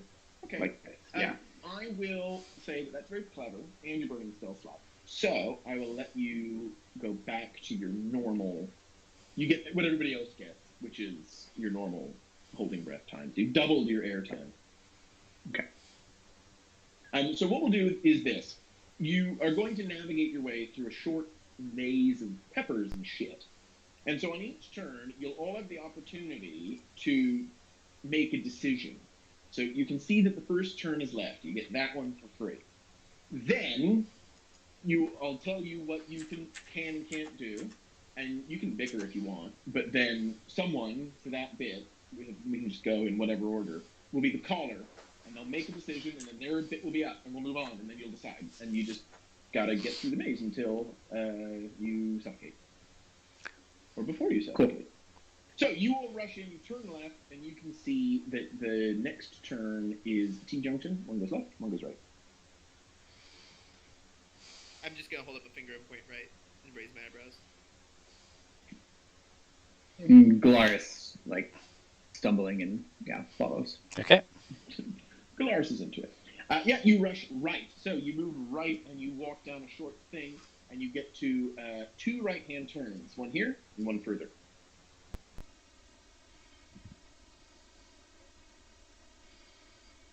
And visually, is there any?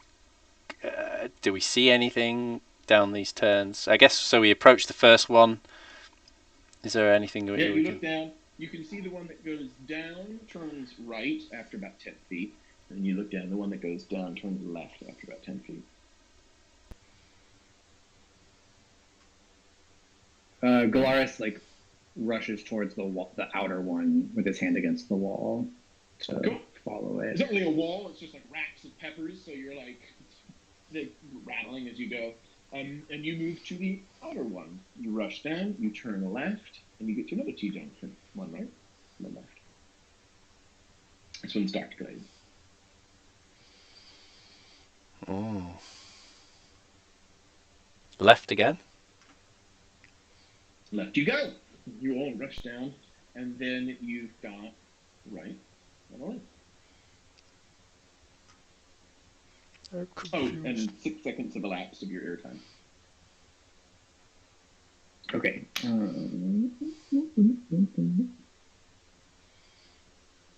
Right? Right you go. Yeah, Galaris can't think. He has a splitting headache. He just follows. You've got 3 right-hand turns, near, middle, far. You peek down one, and it goes straight to a dead end. And you peek down the second one, and it goes straight down, and then halfway down, it jogs to the left. And then you peek down the third one, and about a quarter of the way down, it jogs to the left. What was the first one again? Dead end. Dead end. Dead end. I'd say You had your vote, Hollis. oh, sorry. But Galaris is like looking to the other two and goes for the middle one. Middle one it is. You rush down, and halfway down, you turn to the left, and you keep going. There is only a right-hand turn. You turn around it. The dead end. So I guess retrace our tracks and take the You take third. the tracks, and you go down the third one. You turn right, and then at that quarter turn, you turn left, and you rush down. There's another T-junction right and left, and 6 more seconds have elapsed.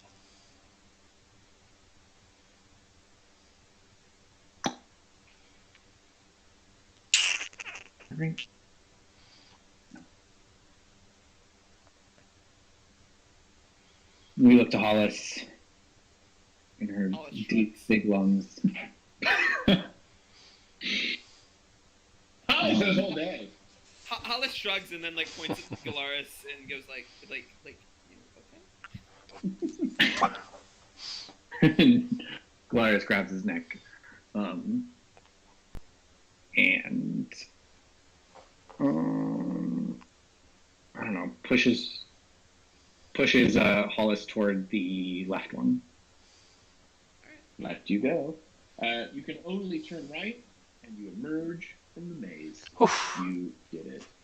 You can see a small cart with its safety bars up, waiting for you. A small what, sir? Cart. Another Cat. one. All right. Okay. Yeah. Well, that wasn't so bad. You jump in, safety bars lower, you trundle out of the room, and the doors close. You can have a great big breath. And Galaris is chomping on a smoked pepper. he's more smoked pepper than man now. The assistant manager with the broken Calulon puppet comes out again, and he says,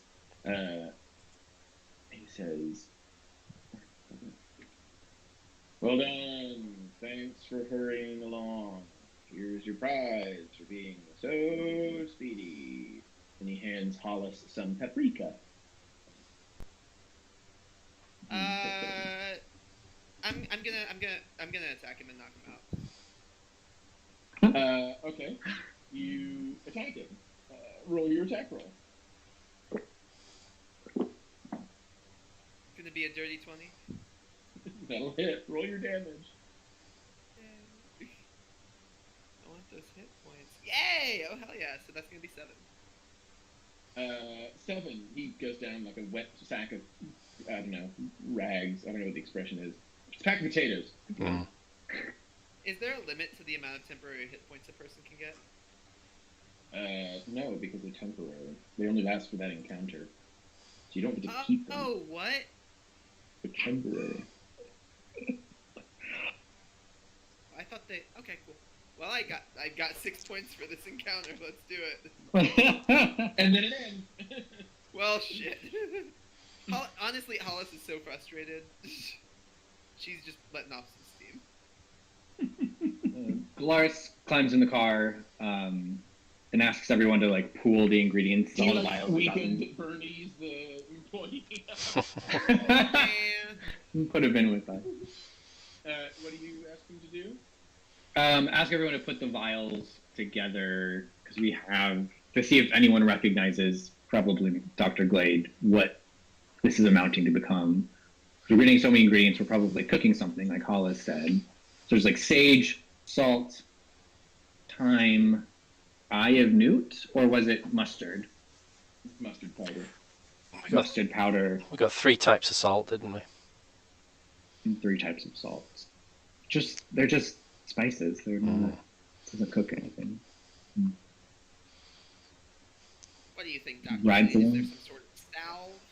It's going to be delicious, whatever it is.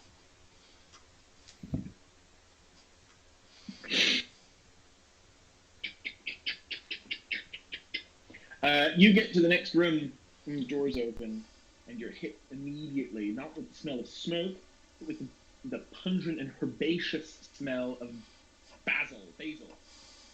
It's a veritable jungle. Leaves the size of dinner plates and beach towels stand thick in this hot, smelly room, covering the room in these huge plants. And Calulan's robot emerges from underneath one of the leaves. Well, hi there!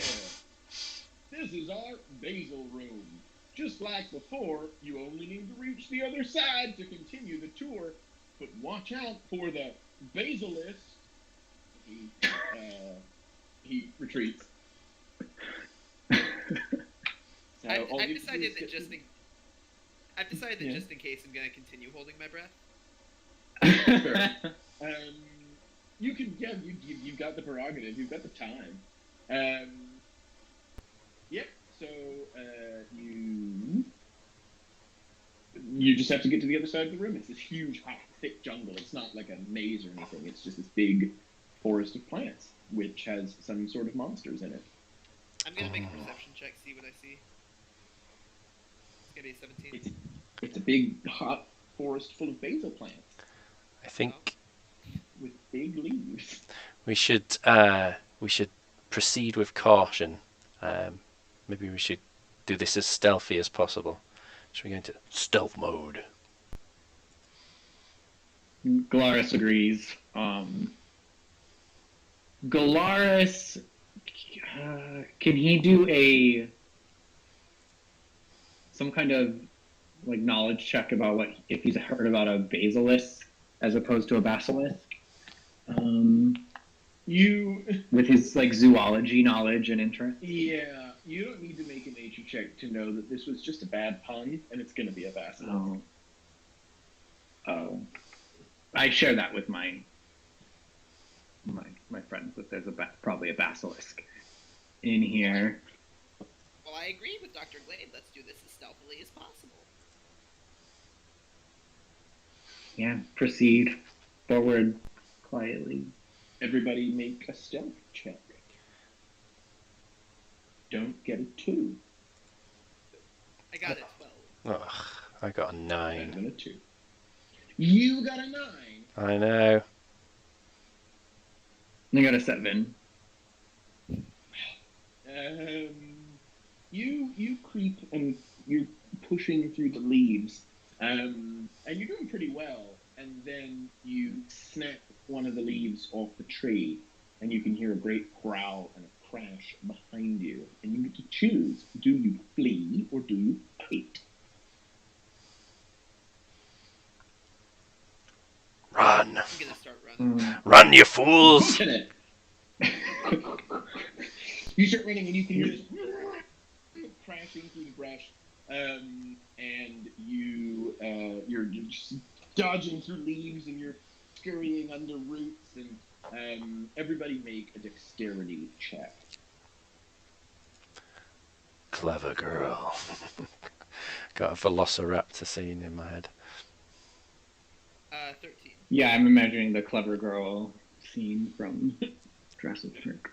What saving throw, sorry, Alex? Sorry, what? Dexterity Dex- check. Oh, a dexterity check. Wait, what's that entail? D20 plus your dexterity plus your not proficiency because there's no saving throw element to it. 9. 18. What's the case? That's gonna be. So the little number underneath dexterity. Okay. So yeah, 11 then, not 13. You all are fleet enough of foot to not trip over anything. You dive into the cart, which begins to trundle down the thing just as this giant basilisk emerges from the forest and the doors swing shut behind. And at the other end, a little hatch about that big opens in the ceiling, and down on a chain, a giant basil leaf descends, and you receive it as your prize, and then it goes back up. And you Really feel like we could have just grabbed this from the room ourselves. What are you doing? You get to the next room, and the doors open, and you're greeted with an interesting sight. It's a huge hourglass, but the hourglass makes up a set of scales in the middle. So at the center of the hourglass figure is a set of scales. And there are some weights on either side. And Calyalarn's robot flops out and says, now, this game, we just like to have a little bit of fun with. And, you know, when we get some of our visitors in, sometimes they'll meet our assistant managers and they won't love them as much as I do. So we thought it would be a little more interesting to just up the stakes, if you will. And since I am a sorcerer, if you'll pardon the fun, we decided to grab, while you were fighting through the other rooms, we decided to grab someone that we think will sufficiently motivate you. Good luck! And you look over and you can see that trapped inside the hourglass, like in Aladdin, slowly rising in this white and black substance, is Hoda. And she Hoda! says, and you, How did they get here so quickly? And the substance is slowly rising, threatening her. Hoda. Oh, hello, dearie. So does it look like the scale? I was asleep, and then all of a sudden I woke up. It's very spicy in here. This is taken a sinister side, hasn't it? Yes. What's on the scales? Right now, nothing. But you can see. Make a perception check, and I'll tell you what's in the fucking room. Don't make a perception check. I'll just tell you what's in the fucking room. It's a large set of golden scales, and right now they are.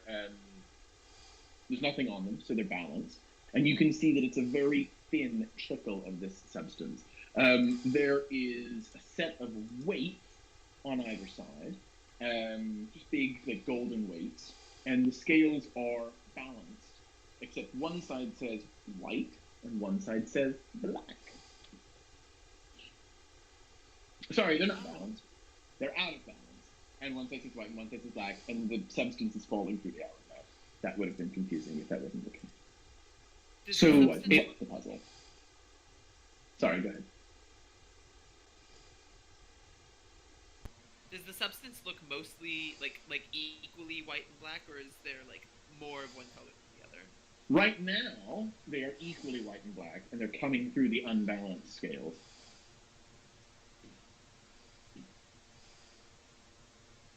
Wait, the scales are feeding into the hourglass? The scales go through the middle of the hourglass, and because they're out of balance, the hole is open and it's pouring down from the top. Gotcha.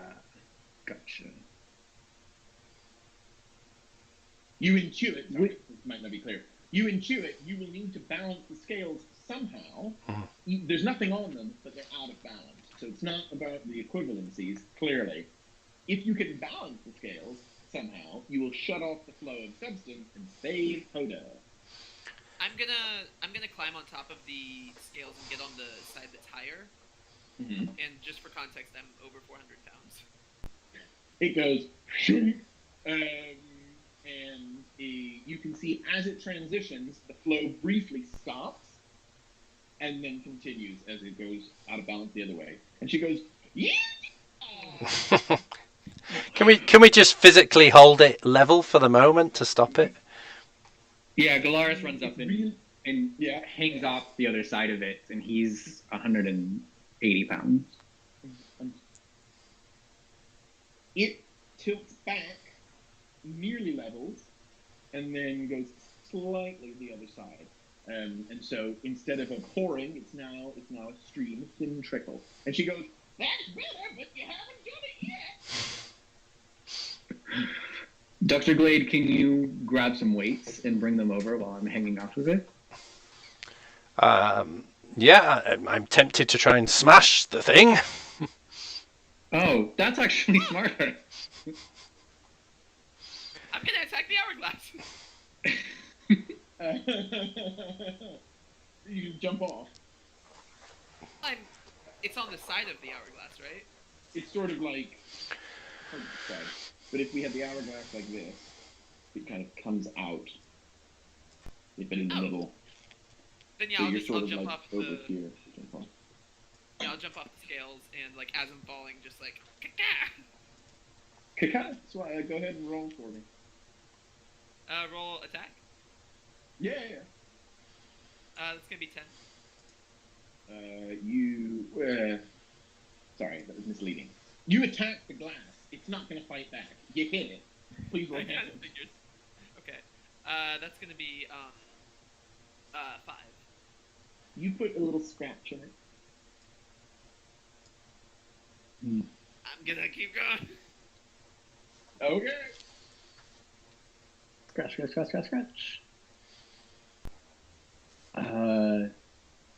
Dr. Glade, do you have any glass cutting tools in your bag? No, my scalpel's very sharp, but not capable Not of. glass sharp.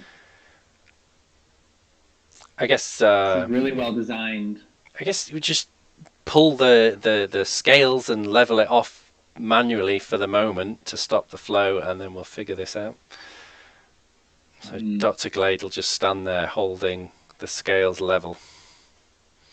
You could stand on the scales, or are you holding Can it you, from like, below? pulling it down You're level. holding it from below, and you shut it off, and Hoda goes, "You did it!" Hey! Hoda, how did they get you in there? Any clues to how we could get you out? Well, if Hoda's completely honest, she had a little too much to drink last night, so I don't really remember much. Hoda, what does it taste like? The substance you're in. Pepper. Dr. Glade's really annoyed because he has asked the king to protect Hoda. And that He already clearly, failed. that's He failed. can protect her from a lot of things, but can he protect her from herself?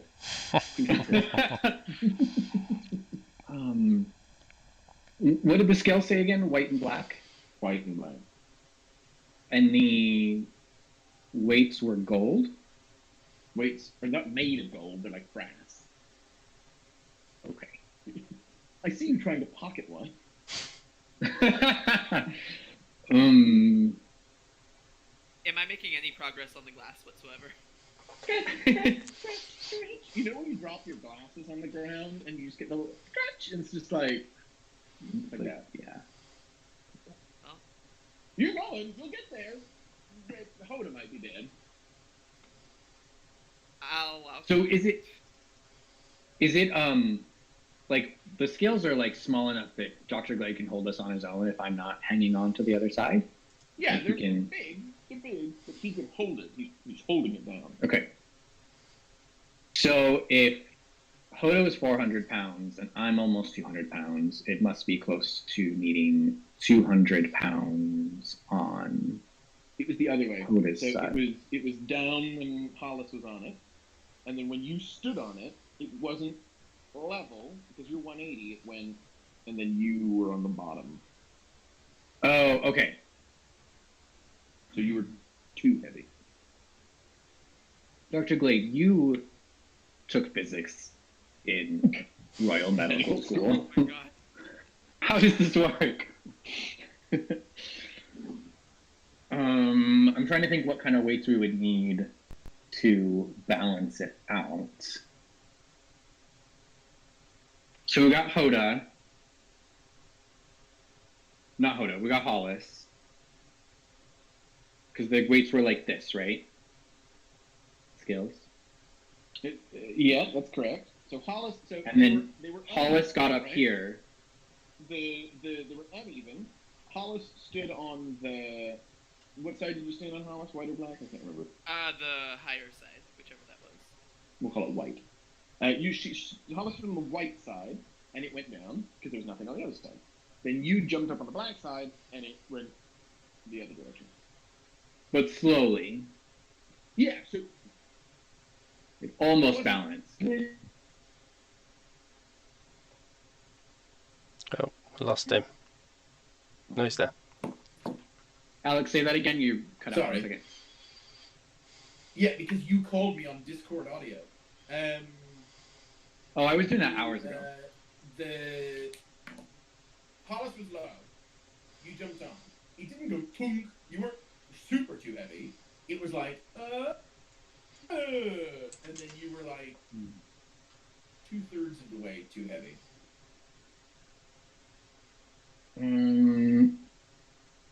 Let's just put the weights on there in 25-pound increments until it levels out. Yeah, so if you both get off, and then Dr. Glade will level it, and until Yeah. you can feel that it's no longer. We're gonna brute force it. Okay.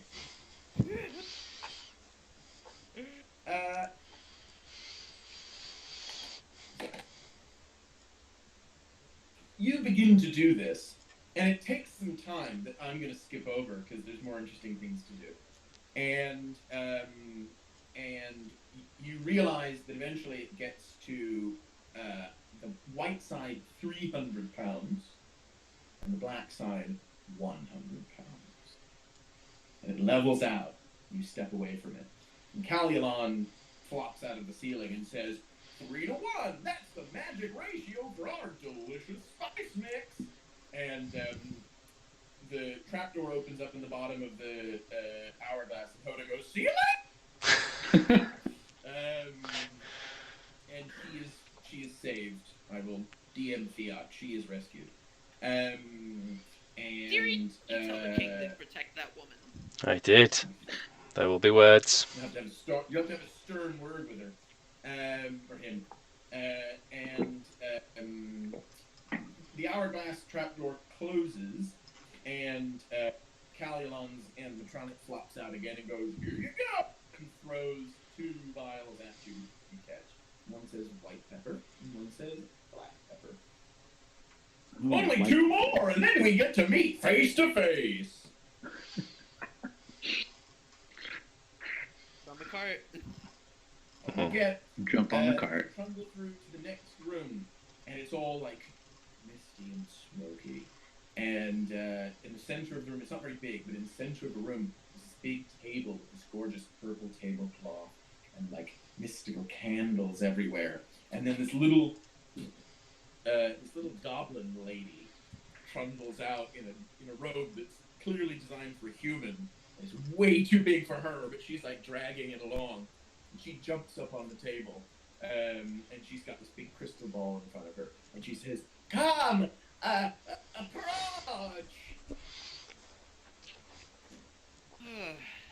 What do you want, dearie? It's time to reveal the past in your favorite activity. We call it oregano for yes. Oh, God. There's a lot of these rooms and we're really struggling for content. It's very easy. I just look into my crystal ball and ask you questions about your past, and then you answer them yes or no, and if you get 5 right, you get prize and you move on, and I go take a cigarette break. Let's get you smoking. What? I smoke. It's not oregano. Dearie, how do you know that we're answering? What do you know about our past? The crystal knows all. Fuck's sake. We shall start with an easy one for you, Hollis. Did you spend significant time in the Temple of the Storm Giants? I don't recall, dearie. At my age, it's so difficult. I need a yes or a no. Yes, That's where we met you. sure is. And a little confetti falls from the ceiling. Correct! Question 2. Gularis.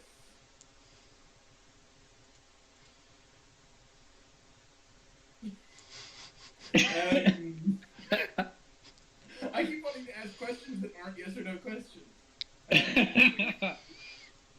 Is your board called even? Say that again?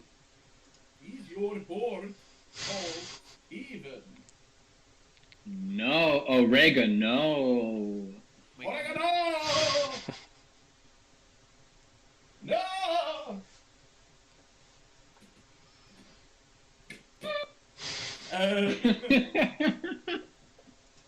Question 3 for Dr. Glade. Dr. Glade, did you once kill a giant fish? Yes. Yes! Hollis, question 4. You're on a roll. Very good. Question 4. What's the name of the assistant manager that you accosted in the Great British Bake Off called Juan? I kind of like look over at Glorious. No. Oregano. Oregano.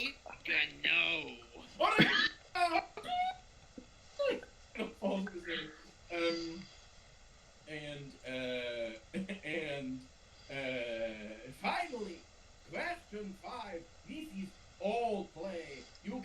Anyone can answer. Is best 2 out of 3. Majority rules. Question 5. Is the king of our great nation called Abel the Third? Say it again, you cut out for a second. Is the king of our great nation called Abel the Third? That doesn't sound right. That doesn't sound right. He's your face. His name is Pukeface. No, that's just I between do think me and him. that's exactly what Dr. Glayden said. You mean puke face? Yes, they're able. Yes. You vote yes. All right. Oregano. Oh, it was oregano! Oh. What a shame! What a shame! What? We have another question. You can have special bonus rounds because this is getting tiresome and I really want my smoke break. I'll pick easy one. Hollis, are you turtle? Yes. Great. Yes. Yeah. And out of crackers here, have this. And she hands you oregano. And she shovels it. And you get to the you get to the cart and you move through to the final room. And the doors open, and you find yourself in a big circular room, and you can see all of the assistant managers are sitting on these stands, looking down into this big circular pit that you've emerged into. And the Calliolon puppet flops out and says, "Well, we ran out of ideas for this one, and it's the manager's lunch hour. So we decided it would be fun to have a bit of dinner theater. If you can defeat our little fancy fry boy, then you are our winners. So you get Ginger, just kill the giant bird." And it flops away, and the doors open, and out comes a giant chicken, a giant cockatrice, comes stumbling out. Roll initiative. Before we fight, I just kind of like whisper to Galaris, "You gonna be okay with this one?" We're gonna free this bird, this poor. I will mention, when I say giant chicken, it's like 4 feet tall. It's not like a like hugging it's comically size. small for like it's much bigger than a normal chicken, but it's not like a 10-foot tall giant. For 8. 15. Okay, Galaris, you were first. I cast Speak with Animals, Okay. and I ask the chicken, "Is this a good place to work? Do you feel safe?" Bullshit.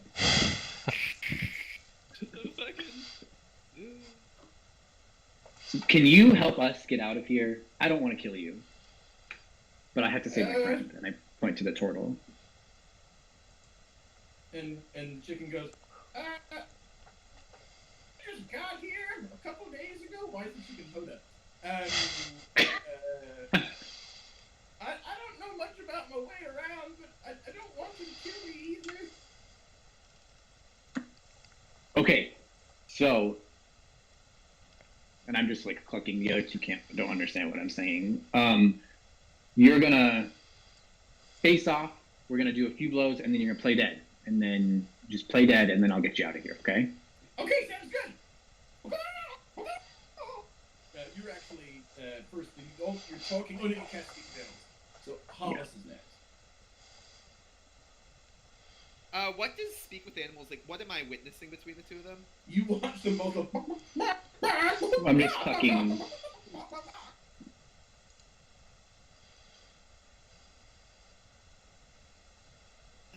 see, what would I do? I'm gonna roll a d20 for trust. Okay. I just kind of, like, watch this and, like, look back and forth between them two, and I just, like, I ready an attack if the chicken comes near me. Yeah, great. Dr. Glade. So I've seen Galaris do this before, so I will. With the deer, so yeah, it was beautiful. Galaris, what did he say? Should I kill it? And Galaris like looks back and is like, "Dinner theater," because he doesn't want the assistant managers intervening into this plot like they have before. Okay. He's trying to be sneaky about it. So Dr. Glade goes running over and purposely lunges with his scalpel, but misses on purpose, theatrically, spinning around, falling to the ground. And the assistant managers kind of look over and they go, And the chicken is next, and the chicken is going to take its action to attack Galaris, but purposefully miss. And just it's a big flock of feathers. And Galaris is next. Galaris is going to pull his whip out and jump onto the chicken's, like jump around behind the chicken and start fake strangling the chicken with the whip. And He's gonna be, all about slapping. and he starts screaming like, "I'm choking the chicken to death." Choke it, Galaris. I mean, if anyone was going to choke the chicken to death, Jen would and you set yourself up for that. I did. And the chicken flaps around a bunch, and then it goes limp. And Galaris stands up and puts his boot very gingerly on the chicken's body and raises his whip in triumph. Dinner is served, motherfuckers. And you get a few.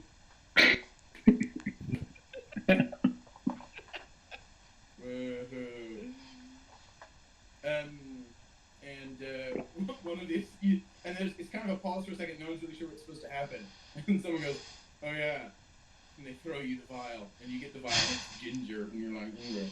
And the doors at the back open, and you hear Calilon, the real Calilon, on the loudspeaker, and he says, "Come through, my friends.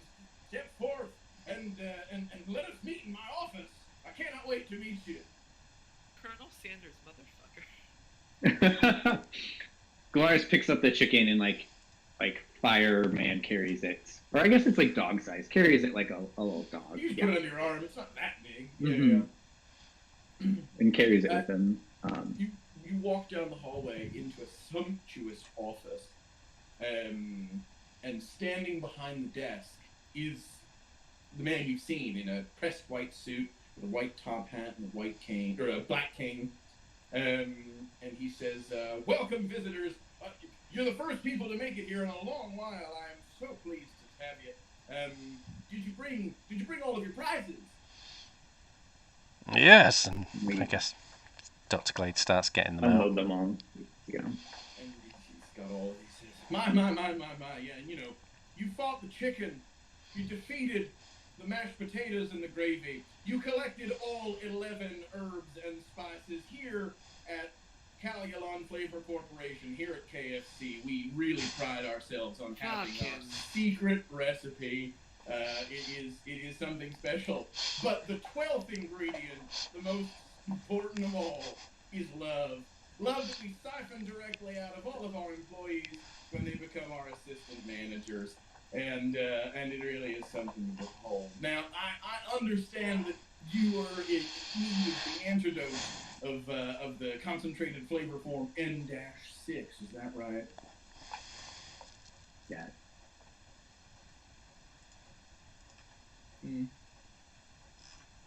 I just kind of like hold my hand out. Well, you're most welcome to it. This has been a fabulous day. And he hands you a small syringe. She just shoots up What with do I do that? with this? Well, you just inject it right into you, and it'll counteract the concentrated flavor madness. I kind of just hold it out to Dr. Glade. Dr. Glade makes a move to grab Callion, however he's called. What's he called? Calilon. And hold the syringe to his neck. If I can restrain him. Make a attack roll against him just to grab him and just like grab him.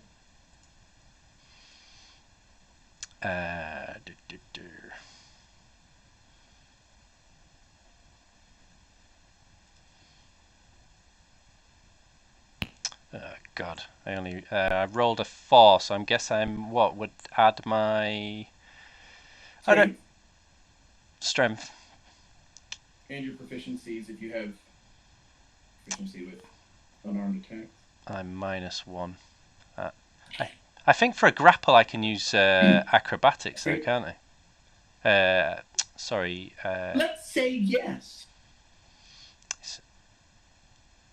then I am adding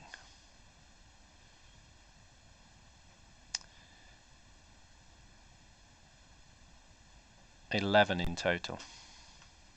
Yeah, he's just a guy. You grapple him and you hold the syringe to his neck. He goes, I don't need the antidote. What are you doing there? What are you doing there? Then if I inject this into you, it won't do anything bad to you, then, will it? No, certainly not. Inject away. And is he? Can I tell if he's telling the truth? You can make an insight check. Yeah.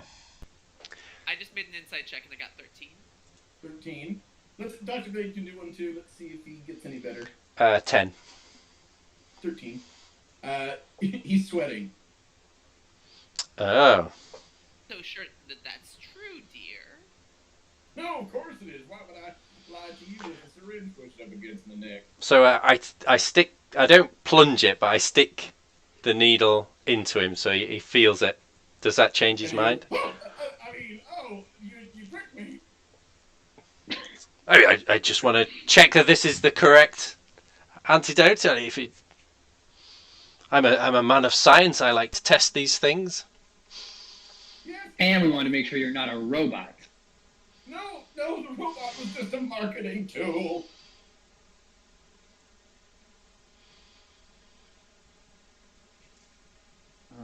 I mean, is the vial full enough that you can inject a little bit into him?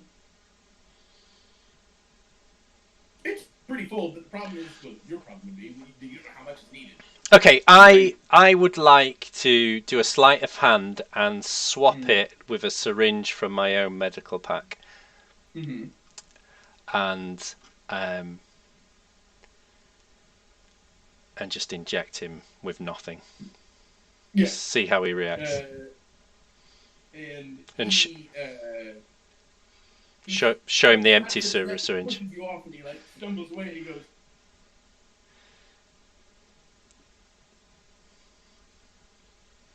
wow, what did you think was going to happen?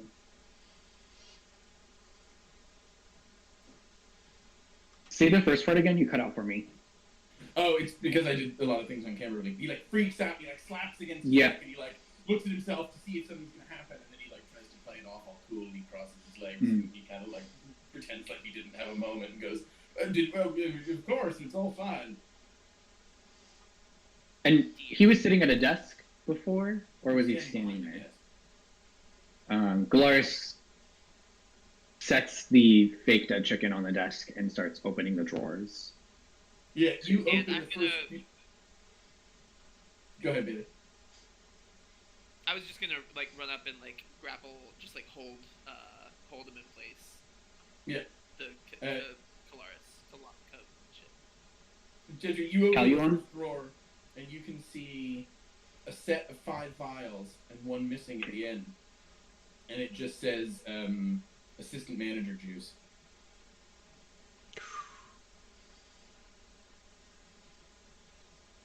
This is the secret ingredient. You sap the love out of your employees. This isn't the cure. I say accusingly to Callion. Callion. I don't know what you mean. Antidote. It's just gonna help you. It's just we're all one big happy family here. You are a food tyrant and capitalist, and you just wait until Padme Osha gets down here. I already made an agreement with the ghosts, and then I slap the table, and my chicken friend pops up, talons out. We'll shut this whole place down if you don't get us the antidote. Right now. No, please. I'm only a businessman. There is no antidote. You don't need one. You're fine. What was the potion? The flavor concentrate is harmless. It's delicious. It's just a way that we lure people here to turn them into assistant managers so I can have cheap labor. Oh, you're fully a slaver. No, I pay the minimum wage. And suckle their happiness out. Well, listen, Yes, with the machine.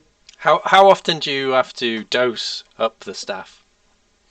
Oh, just the once. Oh, so it doesn't need to be Just maintained. once, and then they're in. And once they're in, they lose all will. What would happen if, say, a person was dosed up 5 times in a row, dearie? What would happen to that person? 5 times in a row. Well, the love would be sucked right out onto the ground. It'd just come spilling out. And I tell you what, someone that loveless would probably become CEO. Is there a cure? Well, just a better job, I suppose. Standard of living. But I'm not paying for that. Oh, you're going to pay. Uh, I think we need to get all Reservoir Dogs on this guy. Galaris, I'm trying to see how long my speak with animals lasts. Is it a minute with concentration? 10 minutes. Oh, yeah, that's fine. Okay. Galaris clucks at his giant chicken friend and shouts attack and urges the chicken on to start slashing at the Italian's face. And it pecks him, and you watch as Callion slowly turns to stone. Oh, of course, yeah. Adam, I think one of your characters died that way.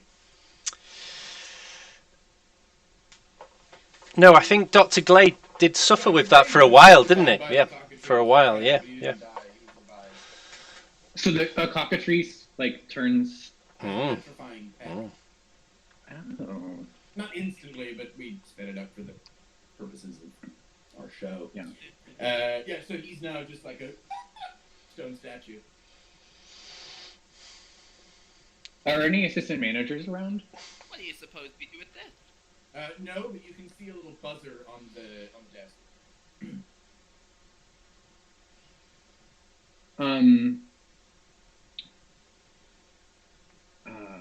Well, is there any sign of Hoda around? No, Hoda is safe. Oh, we could have promoted her to manager, couldn't we? Yeah. Galaris presses the buzzer. See what And happens. an assistant manager comes through called Sangita, and she just looks at Callion, and like the tiniest hint of a smile crosses her face, and she goes, "If you want me to clean that up, I'm not working overtime." Galaris says, "You're all working overtime. I'm going to have this whole factory investigated, and I want you to bring me all the records of employees who have died and your employment history here, and assemble all those documents for me." Okay. And she says that there's a lot, so she'll have them sent to your townhouse. Perfect. And then I want the information for HR. And her eyes kind of go wide, and she says, "Why would you want to talk to me? First of us all." The most soulless of all the KFC employees. I just want to hold on to their contact information for right now. And she hands you like a whistleblowing hotline number. It's like dusty. She has to like blow the dust off it, and she hands you the card. Guaranteed to be an automated response.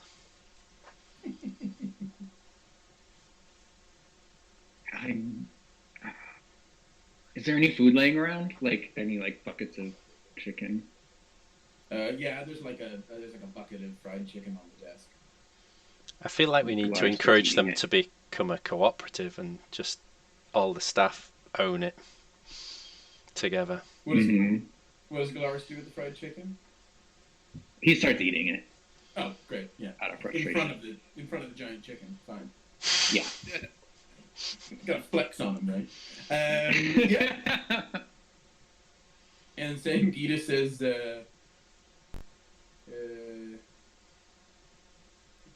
tour's over. You're free to go now. You're all free to go, unless you want to stay and run the Sangita. Who's gonna run KFC now?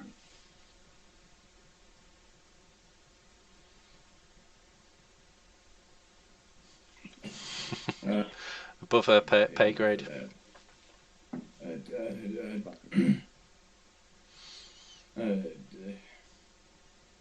I'll let someone else figure that one out. We need to let the authorities mop this up. It's not my department. You'll sort that out in the investigation that happens afterwards. Gotcha. They'll appoint someone. Well, we want 5 family meals delivered to our townhouse with those documents later. Okay. Family buckets. Family No buckets. problem. Right. And Igor wants 2 family buckets.